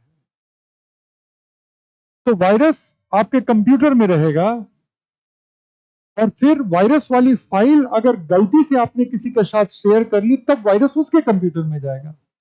लेकिन वर्म एक ऐसा वायरस है जिसके अंदर यह क्षमता है कि आपको शेयर करने की जरूरत नहीं है। अगर आपका कंप्यूटर किसी नेटवर्क का हिस्सा है, जो सारे बड़े ऑफिसेज का एक सामान्य काम करने का तरीका होता है, तो नेटवर्क के किसी एक कंप्यूटर में अगर ये मैलवेयर जिसका नाम वर्म है, ठीक है, अगर वर्म आ गया तो वो नेटवर्क के दूसरे कंप्यूटरों में भी फैल जाएगा और उसके बाद वही साइबर थ्रेट, या तो कंप्यूटर काम नहीं करेगा या डेटा के इंटीग्रिटी के साथ छेड़छाड़ हो जाएगी। तो ये है। अब आप में से कितने लोगों ने वो ग्रीक माइथोलॉजी वाली ट्रोजन हॉर्स की कहानी सुनी है? क्योंकि एक तरह का साइबर थ्रेट जो है वो ट्रोजन हॉर्स भी है। तो ट्रॉय शहर के बाहर बहुत जबरदस्त घेराबंदी थी, पत्थर की मोटी और ऊंची दीवारें, और उन दीवारों के पीछे बहुत वेल ट्रेन्ड आर्मी। अब करना था ट्रॉय शहर पर हमला, कोई रास्ता नहीं निकल रहा था। फिर एक बहुत ही बड़े, अब सोचो ये कहानी है, तो बहुत ही बड़े लकड़ी के घोड़े का निर्माण किया गया। मान लो इस हॉल से भी बड़े लकड़ी के घोड़े का काफी मेहनत के साथ इंतजाम किया गया। घोड़े के नीचे पहिए लगाए गए और घोड़े को धीरे धीरे धीरे धीरे रात में धक्का देते हुए पहिए के साथ ट्रॉय शहर के मेन दरवाजे के बाहर लाकर के खड़ा कर दिया गया। रात की बात है, अभी कोई देख नहीं रहा। उसके बाद सीढ़ी लगा करके, इस रूम से बड़ा था, ठीक है, तो सीढ़ी लगा करके फिर घोड़े के पेट में सैनिक जाकर के बैठ गए। 300 तो यहां भी सैनिक बैठ जाते हैं, ठीक है। तो समझ लो कि कुछ 500 सैनिक और भयंकर तैयार किए हुए सैनिक, मतलब सैनिक नहीं, कमांडो, समझ गए ना। 500 बैठ गए। सुबह हुआ, ट्रॉय शहर का दरवाजा खुला, किले का दरवाजा खुला, और ये देखते हैं कि ये इतना सुंदर विशालकाय लकड़ी का घोड़ा। ये लोग सोचे कि शायद उपहार स्वरूप आया है, इसको खींच करके ले आए अंदर। बड़ा भारी है, कुछ लोगों ने कहा भी होगा 500 सैनिक बैठे हुए हैं, बड़ा भारी है, खींचने में मुश्किल हो रही है। अरे वो एकदम सॉलिड लकड़ी का है, तुम्हारी तरह थोड़ी ना एकदम खोखले लकड़ी का काम करते, सॉलिड लकड़ी का है, वगैरह वगैरह। खींच के ले आए। पूरे दिन वो बंद रहा। रात में फिर सैनिक भी रिलैक्स हो गए, लोग सोने चले गए। तब उस घोड़े से कमांडो निकल करके आते हैं और ट्रॉय शहर में ऐसा तहस नहस किया, और इतने कम लोग होते हुए भी ट्रॉय शहर पे लगभग विजय तो उन लोगों ने पा ली थी। तो जो चीज बाहर से देख करके हार्मलेस लगता है, लेकिन उसको अपना लेने से उसके अंदर से मैलवेयर निकले, उसका नाम क्या है? Trojan horse. तो ट्रॉय का वो है, इसलिए उसको ट्रोजन कहते हैं। ट्रॉय संज्ञा है, ट्रोजन विशेषण है। आप इंडियन हैं, इंडिया संज्ञा है, इंडियन आपका विशेषण है, ठीक है, कि आप कहाँ के हैं तो आप इंडियन हैं। तो ट्रॉय के हैं तो आप ट्रोजन कहलाएंगे। ट्रोजन कहने में मुश्किल होती है ना, ट्रोजन, तो ट्रोजन कहना आसान है, इसीलिए ट्रोजन हॉर्स, ट्रॉय के घोड़े की कहानी, ठीक है। तो ट्रोजन हॉर्स एक ऐसा मैलवेयर जिसको कि आप हार्मलेस समझ करके अपनाते हैं, लेकिन उसके अंदर मैलवेयर होता है। तो बड़े सारे जो फ्री पीडीएफ एडिटर वगैरह होते हैं, खास तौर पे जो मेड इन चाइना होते हैं, कंपनी है वंडर शेयर नाम का, थोड़ा सा उसे बच के रहिएगा, ठीक है। वंडर शेयर, ठीक है। तो उसमें वंडर यही है कि कुछ खतरनाक चीजें हैं और कोई वंडर नहीं है, तो वो ट्रोजन हॉर्स कहलाता है। एक और रैंसमवेयर, राइट। तो रैंसमवेयर एक ऐसा मैलवेयर है जो इंस्टॉल हो जाएगा। रैंसमवेयर एक ऐसा मैलवेयर है जो इंस्टॉल हो जाएगा और उसके बाद आपके कंप्यूटर को या कंप्यूटर के क्रिटिकल डेटा को वो बिल्कुल से आपकी पहुंच से दूर कर देगा। आप कंप्यूटर ऑन करने जाएंगे तो आपको महसूस ही नहीं होगा कि ये मेरा कंप्यूटर लॉक हो गया है बेसिकली रिमोटली, और एक मैसेज भी आ रहा होगा कि आप इस अकाउंट पे, ठीक है, आप इस अकाउंट पे इतने पैसे भेजें तो मैं ओपन कर दूंगा। अब आप सोचेंगे कि बढ़िया है, पुलिस को खबर कर देंगे, अकाउंट सब तो केवाईसी होता है, पकड़ में आएगा जिसने भेजा है। याद रखिएगा वो क्रिप्टो का अकाउंट होता है, ठीक है। अगर अभी तक आप सोच रहे थे कि कोई बोलेगा कि जामताड़ा के स्टेट बैंक में तो पैसे डाल दो, कोई जामताड़ा का है तो नहीं, मतलब उस जगह से जो है सो मेरा कोई विरोध नहीं है, लेकिन चूंकि फेमस हो गया है अपनी कलाकारी की वजह से, इसलिए ये उदाहरण देना पड़ा। तो वो इतने भी मासूम नहीं है कि ये नंबर पे पेटीएम कर दो और खोल देंगे और उसके बाद जो है सो लोकल पुलिस पकड़ के उसकी फिजियोथेरेपी कर रही है, वो सब नहीं होता, ठीक है। फिजियोथेरेपी समझते हो ना पुलिस की, हाँ। तो वो क्रिप्टो होता है। तो क्रिप्टो के दुरुपयोग में एक ये भी है, क्रिप्टो के दुरुपयोग में ये भी है। और वो तरीका भी बताते हैं कि अगर तुम्हारे पास क्रिप्टो वॉलेट नहीं है तो यहां जाओ इस एक्सचेंज पे, इस एक्सचेंज को तुम पैसे दोगे तो वो क्रिप्टो देगा और उसमें बेनिफिशियरी इस वॉलेट नंबर को दो, उसके बाद हम खोल देंगे तुम्हारा। और इस क्राइम में भी वो ईमानदारी दिखाते हैं, खोल देते हैं उसके बाद।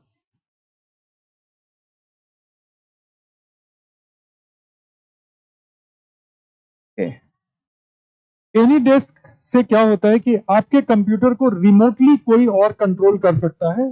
एनी डेस्क की डिफॉल्ट सेटिंग में कोई आपके कंप्यूटर को रिमोटली भी कंट्रोल कर सकता है, ठीक है ना। तो उसके बाद आप कुछ भी टाइप करेंगे ना, आप कुछ भी टाइप करेंगे तो वो चीज जो है वो वहां से कैप्चर कर लेता है। या फिर कई बार क्या हो, बिल्कुल होता है, AnyDesk screen share app ही है। अच्छा, थोड़ा सा अभी हम लोग मेन मुद्दे पे आते हैं, क्लास के बाद बात कर लूंगा। मुझे 10 मिनट का और वक्त लगेगा, ठीक है। अगली क्लास कितने बजे से है?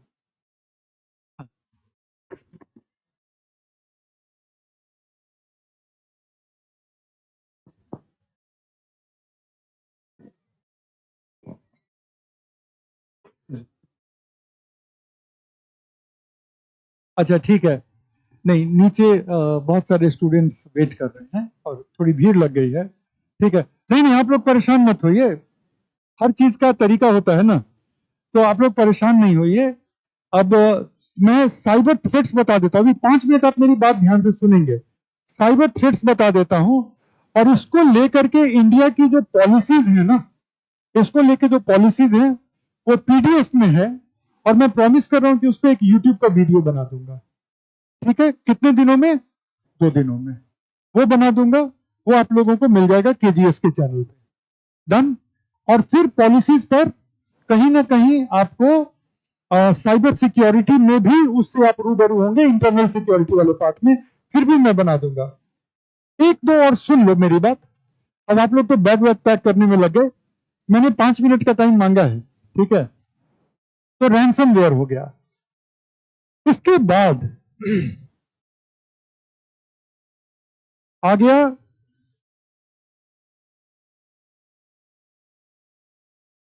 स्पाईवेयर, और सबसे खतरनाक स्पाईवेयर होता है जिसको कहते हैं की लॉगर।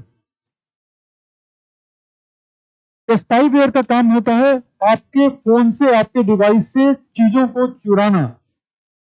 तो आप में से कई लोग ना ऐप को डाउनलोड करके रखे होंगे जिससे कि कीपैड पे ऐसे ऐसे कर देने से पूरा वर्ड टाइप हो जाता है ना?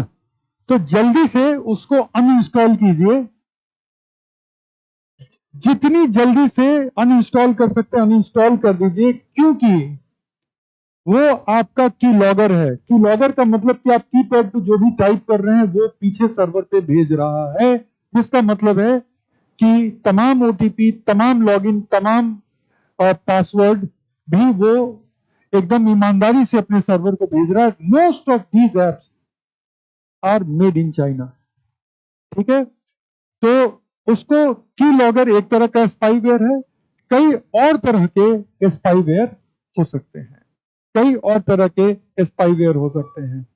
ये सब कंज्यूमर एंड के मेलवेयर हैं जिससे हम और आप प्रभावित हैं। बड़े बड़े इंस्टीट्यूशंस के लिए टारगेटेड मेलवेयर बनते हैं, जैसे कि स्टक्सनेट ईरान के न्यूक्लियर प्रोग्राम को डिस्ट्रॉय करने के लिए बना था। तो थ्रेट्स की समझ हो गई। सिक्योरिटी पर अब वीडियो बनाएंगे, समय की कमी रह गई, बनाएंगे और 2 दिन के अंदर आपके साथ वो शेयर हो जाएगा। डन? चलिए, अब आप लोगों से इजाजत। जय हिंद। अरे क्लास लेने का टाइम नहीं, अब सवाल अब जब आएंगे